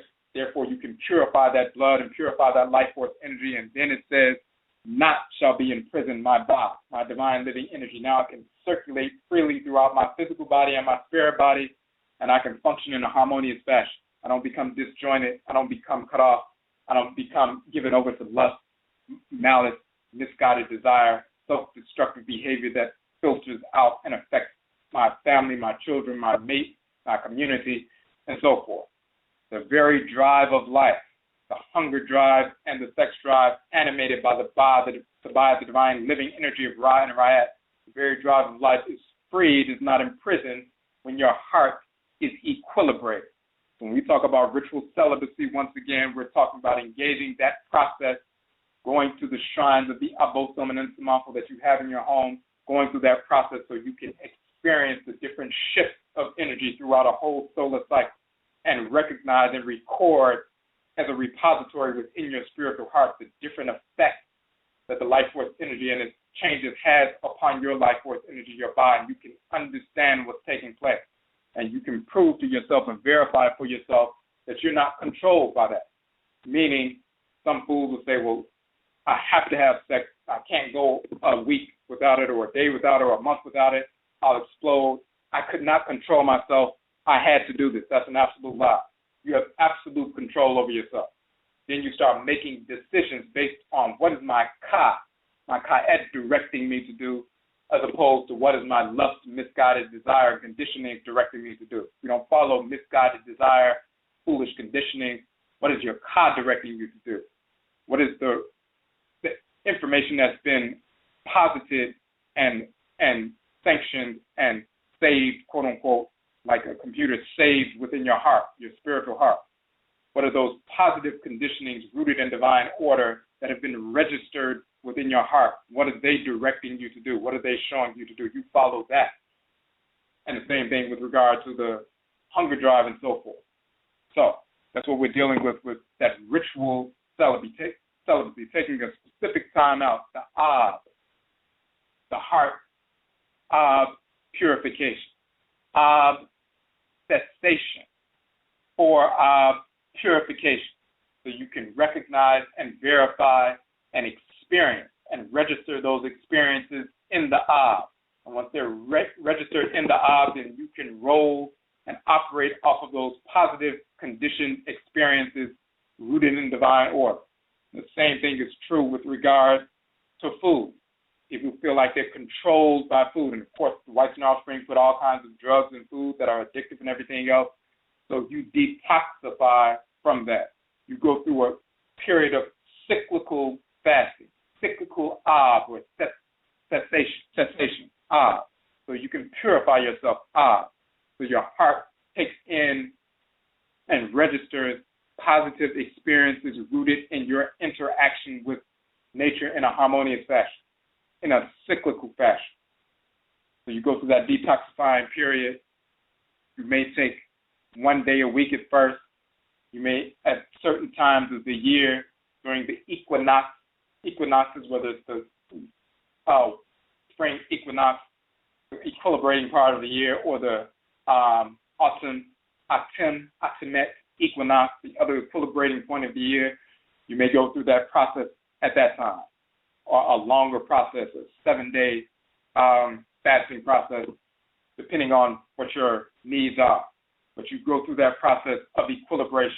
And once you move through the first couple of days and all the conditionings are hitting you, after that third day, then those conditionings start to fall away. And then you realize that you have absolute control. You can regulate yourself. You can regulate your palate. You can regulate your taste buds. You're not controlled by the hunger drive. You're not controlled in a misguided fashion by the procreative or sex drive. You regulate them based on order and utilize those drives of life that are animated in reality by the Ba and the Bayat, the divine living energy, to keep you alive on a daily basis and over time, intergenerationally and transcarnation.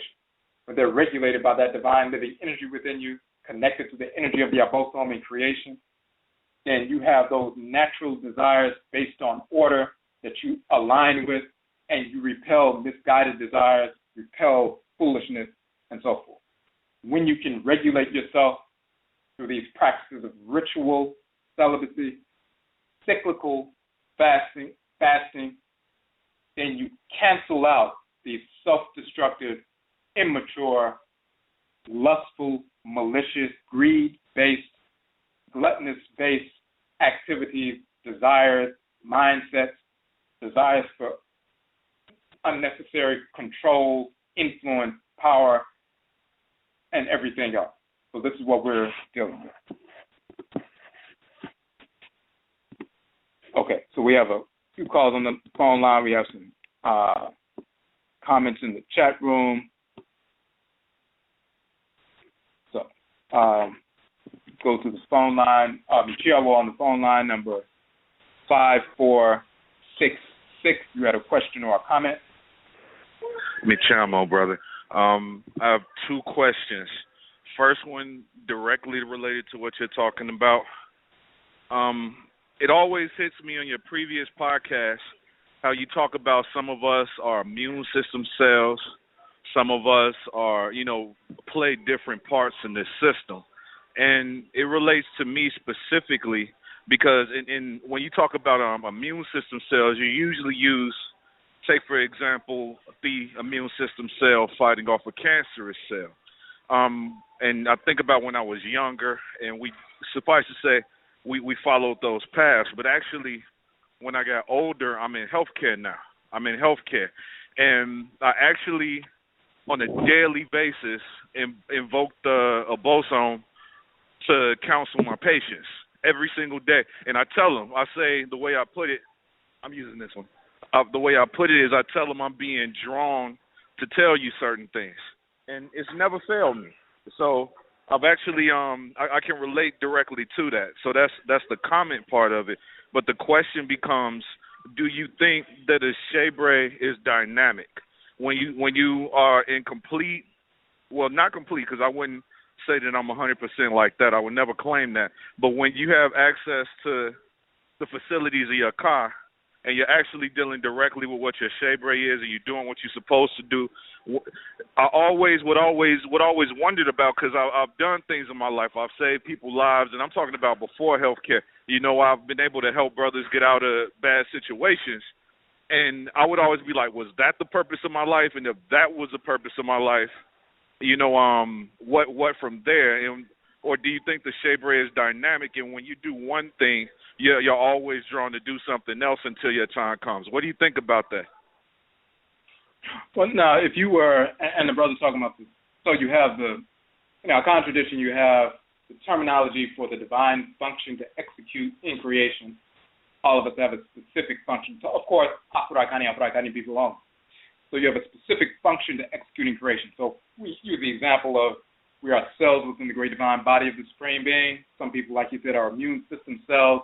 So the immune system cells have a natural inclination to seek out cancer cells, isolate them, kill them, and expel them from the body to maintain the integrity of the system. Some of us are immune system cells within the community, so we're naturally inclined towards seeking out disorder within the community, society, ordered cells to arrest their development and expel them from the communal body so that the community can continue to function in a harmonious fashion without being disrupted.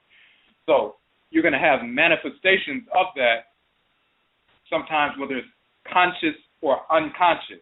Somebody could be involved in, certain kinds of criminal activity. They were selling drugs or something like that.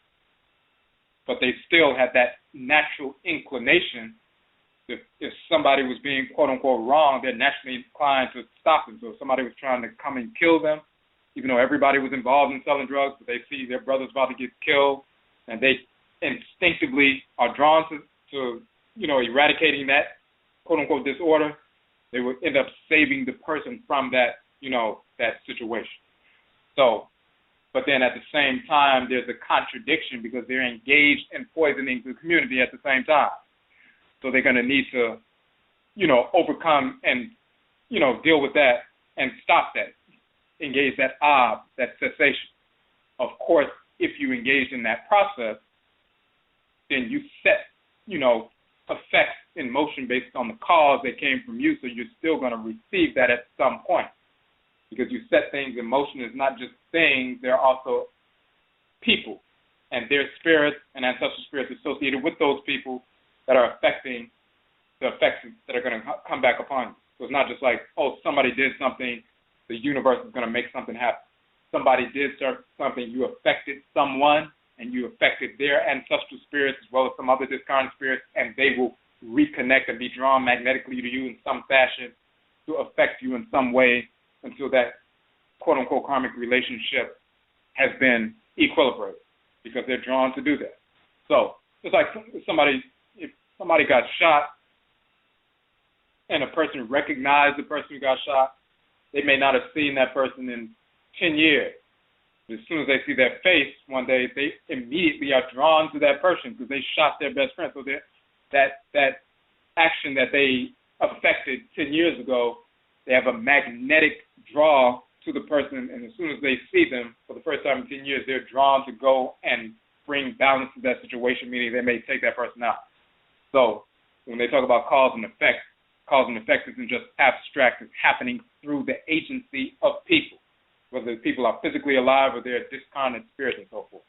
But so the OKRA and OKRAA is the male and female aspect of that divine function. The She and the Shebia are the configuration of energy you've been given to execute that function. So you'll have a natural energy complex that will allow you to execute that function. If you're an immune system cell within the body and you're healing people, you're drawn to share that with people, you're given a configuration of energy that allows you to support and execute that function. So I think you're talking about the OKRA and OKRAA, the function itself. You're asking if it's dynamic or if it's static. Absolutely. But it's not. It's static, but not static in the negative sense, but static in the sense that you have a specific function. So your immune system cells are that's their function. But their function is dynamic, but it's not a changing function. It's just constantly refueling itself, constantly renewing itself. Your immune system cells are constantly doing their thing, dying and resurrecting and coming back and doing their thing and so forth. So it's the same thing with you. You'll see different iterations of it, but when you look at the undergirding principles of the way your behavior is manifest and certain inclinations you have and disinclinations from certain kinds of behavior, you'll see as different iterations of that same function.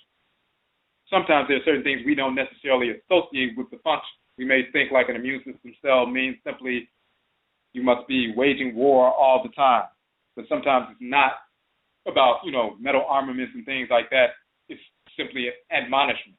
Sometimes it's, it's showing somebody something or withdrawing from someone or something and withdrawing your influence. That in and of itself is, taking the power or the life out of something as opposed to an attack on it, but you're withdrawing life from it, but you're still engaged in that same process. So it's dynamic in the sense that it's constantly moving, but it's still within the same constellation of energy, the same constellation of functioning. Thanks. I appreciate that. Can I ask my second question? Yeah, no problem. Absolutely. This one, I've been wanting to send you this on, the social network, but I don't know how. It's a book. You know how I'm on the books.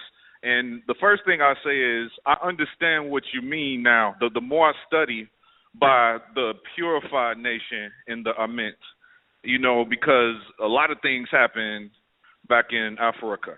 But I just finished this book written in 1895 by Karl Reindorf, The History of the Quote-Unquote Gold Coast and the Asante. A lot of interesting history there. And when we talk about the Akhan people, the Aakhuamuman, and all of the various family groups that ended up on the West Coast, I've heard other places through verbal tradition, and I've read that we came across the land a long way. But one thing that he mentioned in this book is that there are groups of people in the same area that actually say that they came over on them boats from the Phoenicians, that they came around that way. What do you think about that? And, if you maybe want to touch on Chancellor Williams talking about how also there was a kind of culture, empire, I believe. They said it was very good. That was like 10,000 years ago. If you could expand on that history a little bit. Yeah, definitely. So Karl Reindorf was, from what I recall, and he was writing about, the Ghana people live in Ghana as well as the Akhan and the Guan and other people, and he was writing about the Akhan, true history and so forth. Yes, and even just to add on to that with regard to the sailing, one of the publications by Ivan Van Sertima. It may be like Egypt Revisited or Egypt Child of Africa, or it may be African presence in early Europe, possibly one of those. But they're talking about Taharka or Shabaka, one of the... Taharka. Taharka, and them finding, the boats. Canoe or cartouche in the Andalusian Peninsula, because they had already sailed where the Straits of Gibraltar are. And then there's some other people talking about there was a time in that western part of Afuraitkaitnit where the people of ancient Khanat, the 25th dynasty and so forth, they had already sailed to West Afuraitkaitnit and even had a satellite in the region. So at least there's some evidence archaeologically of that cartouche in the Andalusian Peninsula, in the Iberian Peninsula and so forth. But yes, there's oral traditions of our people sailing or, circumnavigating the continent. Of course, the people of ancient Kanana, so-called Canaan, Phoenicia, circumnavigating the continent a long time ago, thousands of years ago. And people of ancient Kemet and Kanat, Nubia, sailing around West Afuraitkaitnit, getting to those regions of Morocco and so forth. And of course, you have the people all across north and northwest Afuraitkaitnit, which is the truths that we really don't often hear about. They'll just kind of mention them in passing. They just kind of throw them out there and say, the Berbers. And then they just kind of gloss it. But they don't really go into detail about who these Berbers are. Of course, some of the whites in our spring invaded North Afuraitkaitnit, and they're calling themselves Berbers just like white people are calling themselves Egyptians, but they're white Arabs. But those are not the original Berbers. So we did a broadcast on the Tuareg and the Fula and the connection of them to the Akhan and ancient Nubia. And we showed, the Tuareg, for example, the people of the blue veil and so forth. And they also have, quote unquote, blue skin because of the dye. And then we show the, quote unquote, Libyans west of the Atifi River during ancient times, and they show their skin blue and so forth. These are, these ancient Berbers, these ancient Tuareg and so forth. And then we talk about the Akhan people with the blue cloth, the Bibi and Tim, that blue cloth and everything, and the dyers of the blue cloth and all of that. So, and us calling ourselves Bibrifo, which is Bibri, meaning the Berbers, talking about the original black Berbers, and Bibri meaning black, but it also means blue, and it's connected with the manifestation of Amen with black skin in the sky when the sky is black, and during the day the infinite sky is blue, and they show Amen with blue skin, and the black and the blue, those two sacred colors, and that's why Bibri means black, but it also means blue in Akhan, and this is the sacred color of the Berbers and everything, and they were worshippers of Amen and Amenet and Alsar, everything else. So that whole true story of the ancient Kanitu Nubians going into the western Libyan desert. And we talked about some of that when we talked about the Akhan 7-day week and the origin of that. But that whole, of course, the Nile River was a pathway, a super highway for the culture. But then to the west of the river, the Hapi River, was a stream of, or a line or a string of oases in the western, quote-unquote, Libyan desert. And it was the caravans used to go through that. And there are temples at these different oases and so forth, going from southern Kemet and parts of northern Kanat, Nubia, all the way up to the so-called Mediterranean Sea, or the, Watch or the Great Green Mediterranean Sea. And those go back thousands and thousands of years, 10,000 plus years ago. Even when, the western part of the continent, there was no Sahara Desert, there was an aquatic region, the Saharan region and civilization. Our people were there the whole time. Then once the desert began to develop, then we left the desert regions, went to the oases, went to the riverine areas, including, the Hapi River and so forth. But some of our people had been in the western region for thousands of years. So it wasn't only in a late period when we sailed over there, but some of our people had been over there prior to, before the desert became the desert.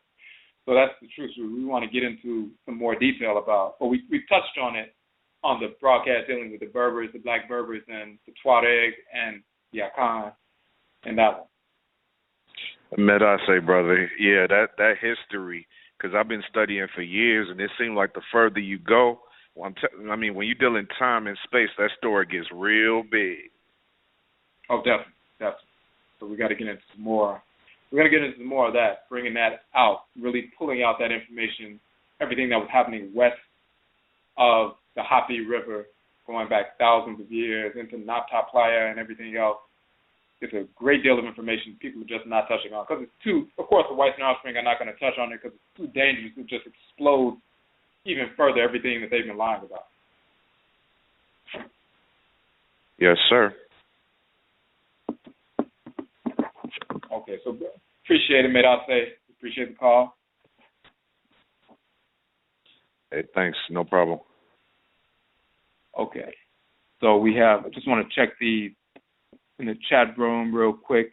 And by the way, we should mention on the phone line or just in general, there are about three and a half minutes left in the broadcast. If we do need to go into overtime a little bit, if you want to listen beyond 11:30, you must call in on the phone line, because online it will just cut off. But if you're on the phone line, you'll still be able to hear beyond 11:30. So you have like 3.5 minutes to call in. The number is 657-383-0635, 657-383-0635. You have about 3 minutes and 20 seconds to call in.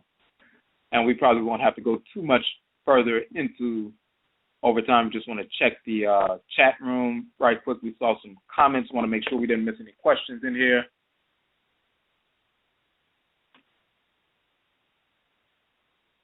Okay, let me see as we're scrolling through.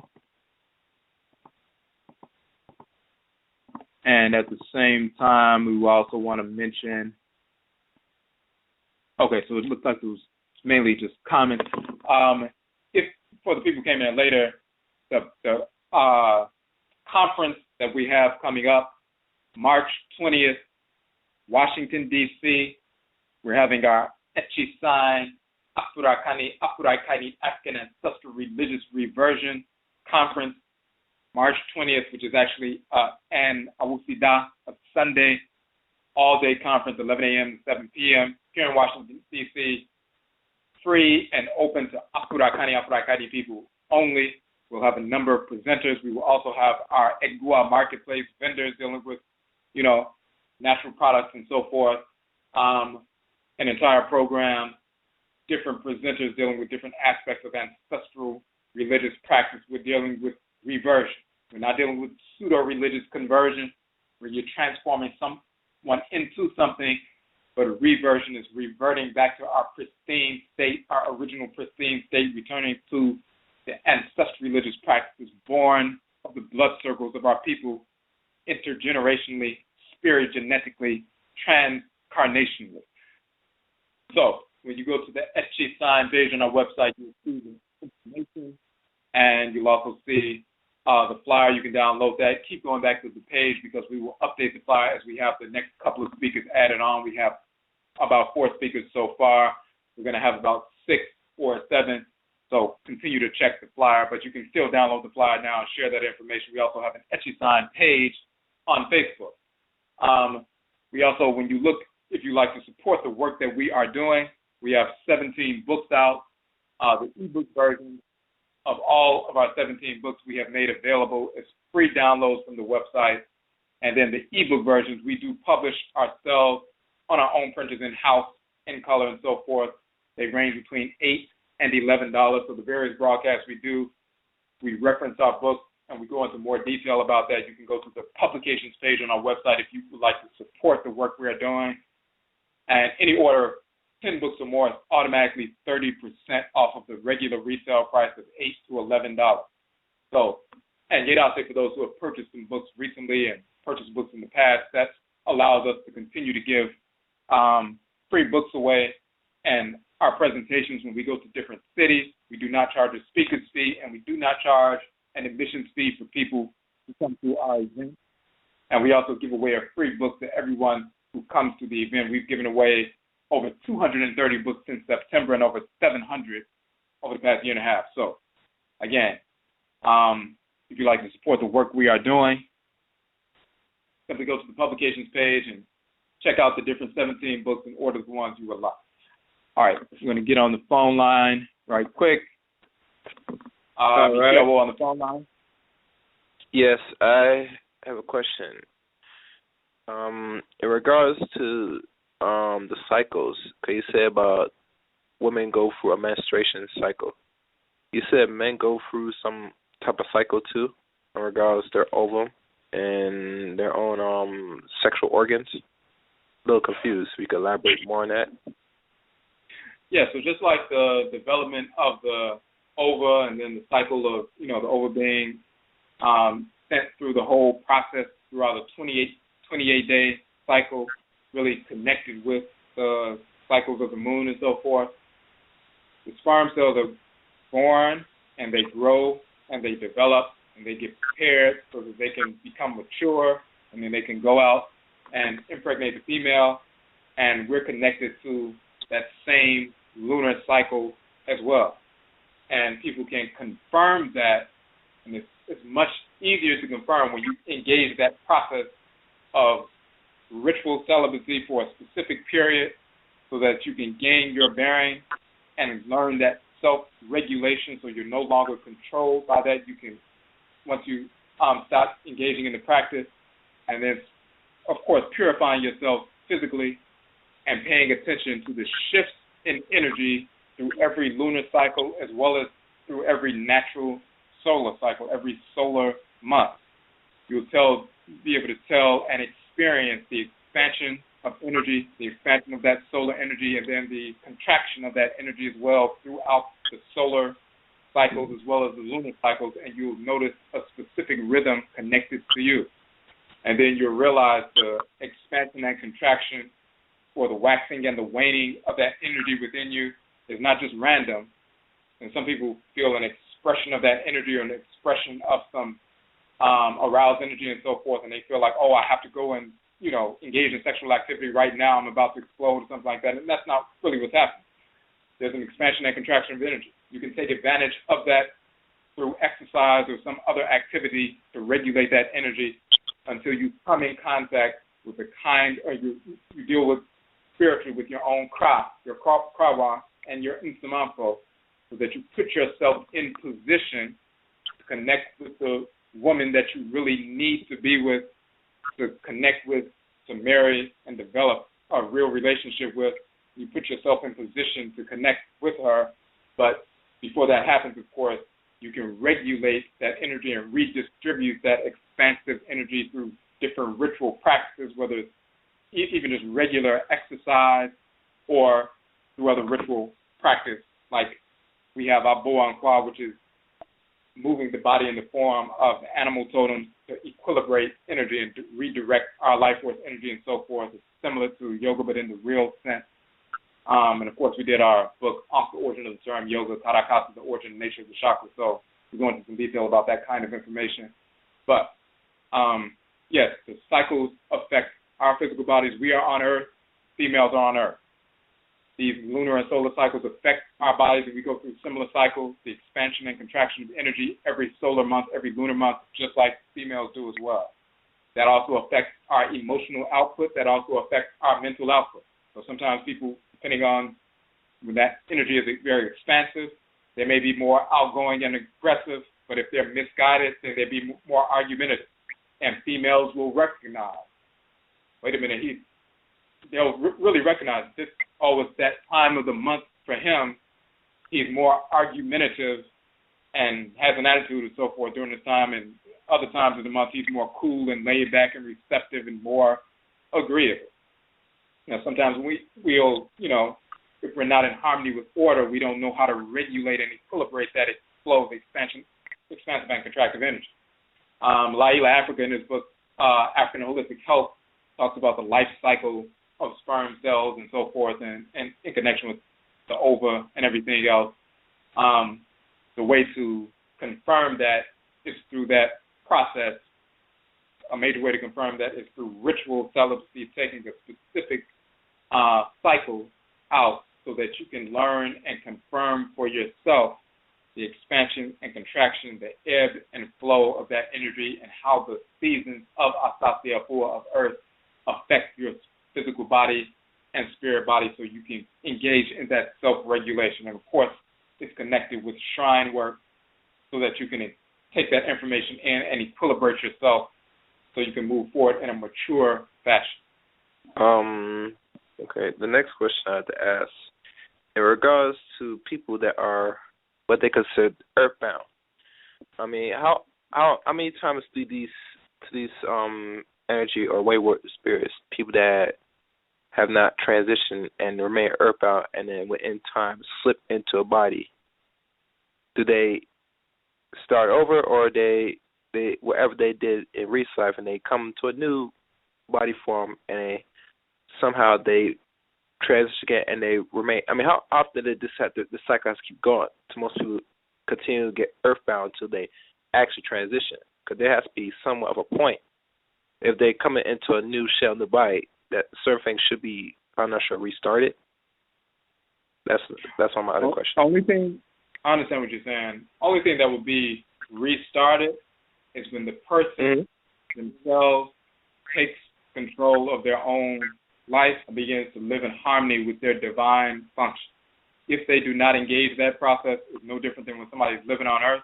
If they decide to neglect their responsibilities and they become homeless and they decide to do drugs or rob people or something like that, and then they become homeless because of things that they've done, and they're out there and they decide they're not going to take responsibility for themselves. They could be homeless some people could be homeless for a year, and they decide they want to really do something, and they decide to change their lives. Some people be homeless for 30 years, and they never do anything, and they die like that because they just don't want to, engage some kind of self-development. So somebody making their transition, you have some people who are suffering in the spirit realm, earthbound, and they want to make a change. And they start making themselves receptive to ancestresses and ancestors as well as people who are still here. Those family members who they're harassing, in a sense, those family members are going to the shrine, connecting with the Nsomapo, and putting pressure on that person, that discarnate spirit, from this side, while the Nsomapo are pressuring them from the other side, and they finally decide, okay, I'm going to do something right, and they try to realign themselves, and eventually they do get accepted in the ancestral realm so they can continue their own development, and they will reincarnate. But some people decide they're not going to do that for a period, and they can reincarnate into a line of descent, a circle of descent.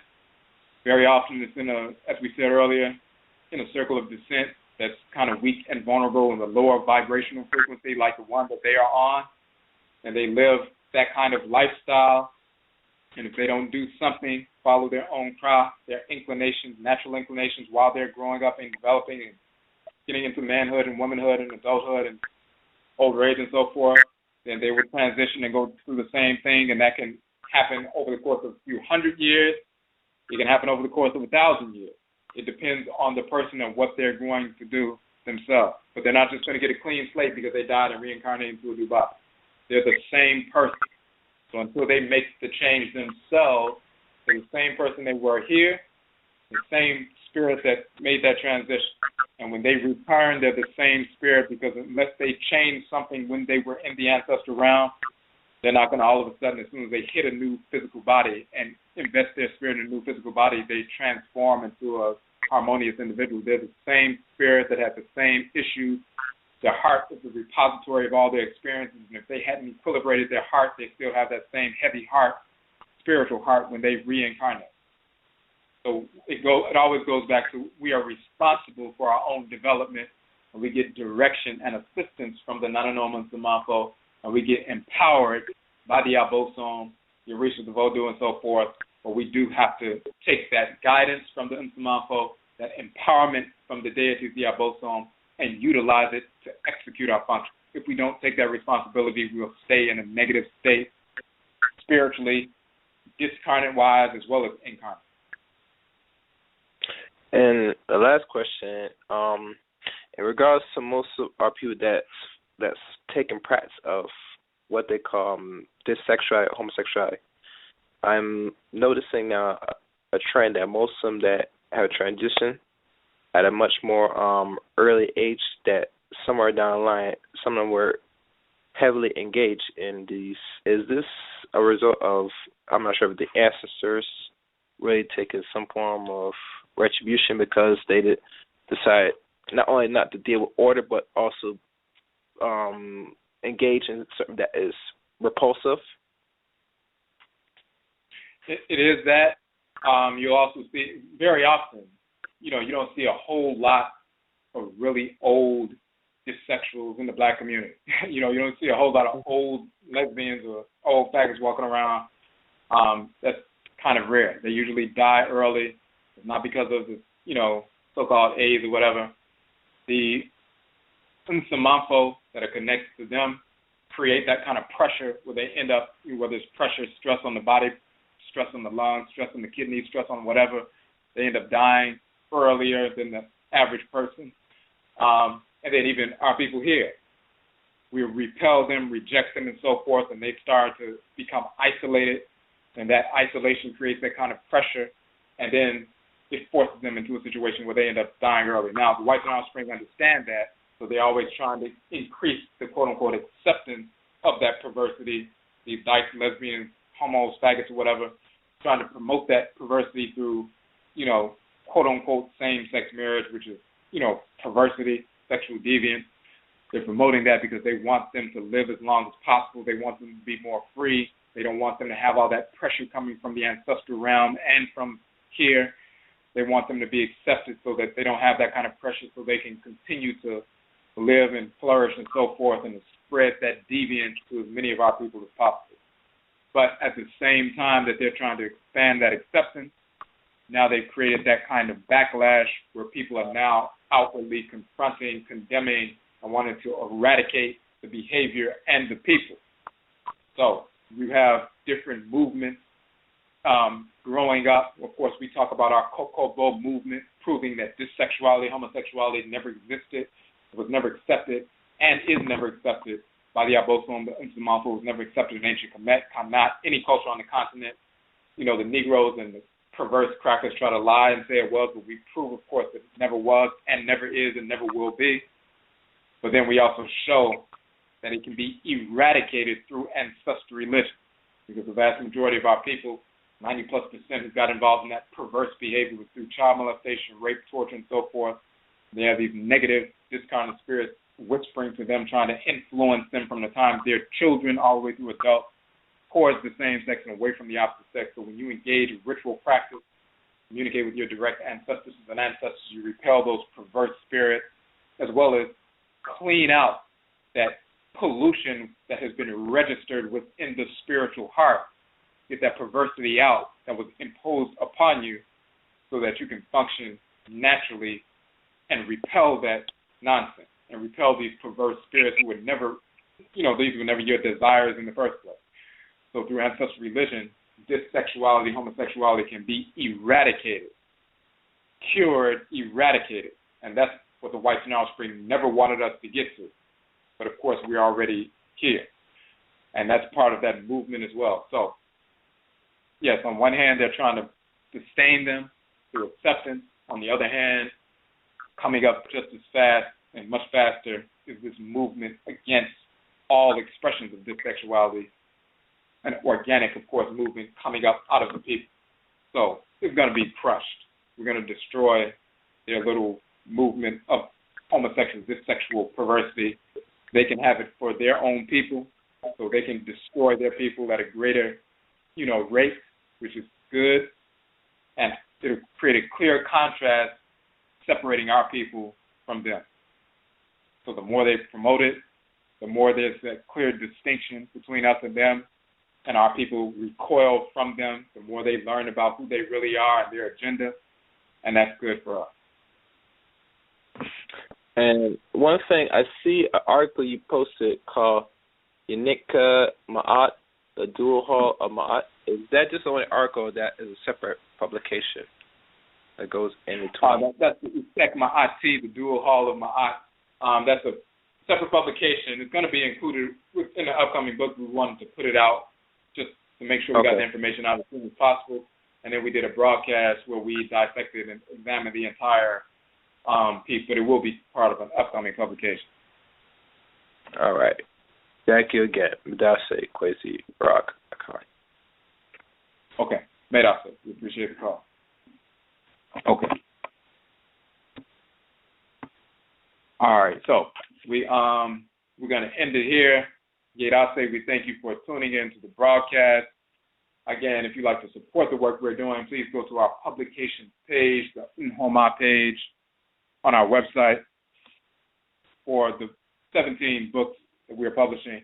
If you'd like to connect with us on our social media network, we have a separate social media network, Afuraitkaitnit.ning.com. So you'll see that link on our regular Odwirafo.com page, the Afuraitkaitnit.ning.com, the separate social media network. Of course, we are on Facebook as Odwirafo, Kwesi.com. We're on YouTube as Odwirafo, Instagram as Odwirafo, and you can follow us on those different platforms, subscribe and so forth, and follow us on this platform as well. Click the follow button so you can get all the updates.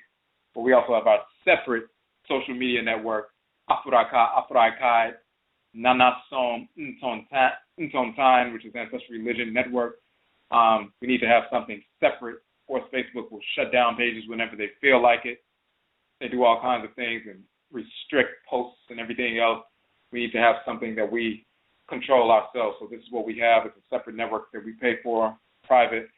And there are many people here as well as around the world, our people only, of course, studying the same information, posting blogs and discussions and videos and everything else and announcements and all that kind of stuff. So you can join that Afuraitkaini.ning.com. Also on that network, that is the way to register for the AKYISAN conference. Registration is required. It is free, but it is required. We want to, of course, know who is coming at the same time, and also want to know, get an idea so we can deal with the space considerations as well. So you will register through that particular site. So you can go to that. So again, Medase, we thank you for tuning in to the broadcast, and Yebeshi Abio, we will meet again. That's up.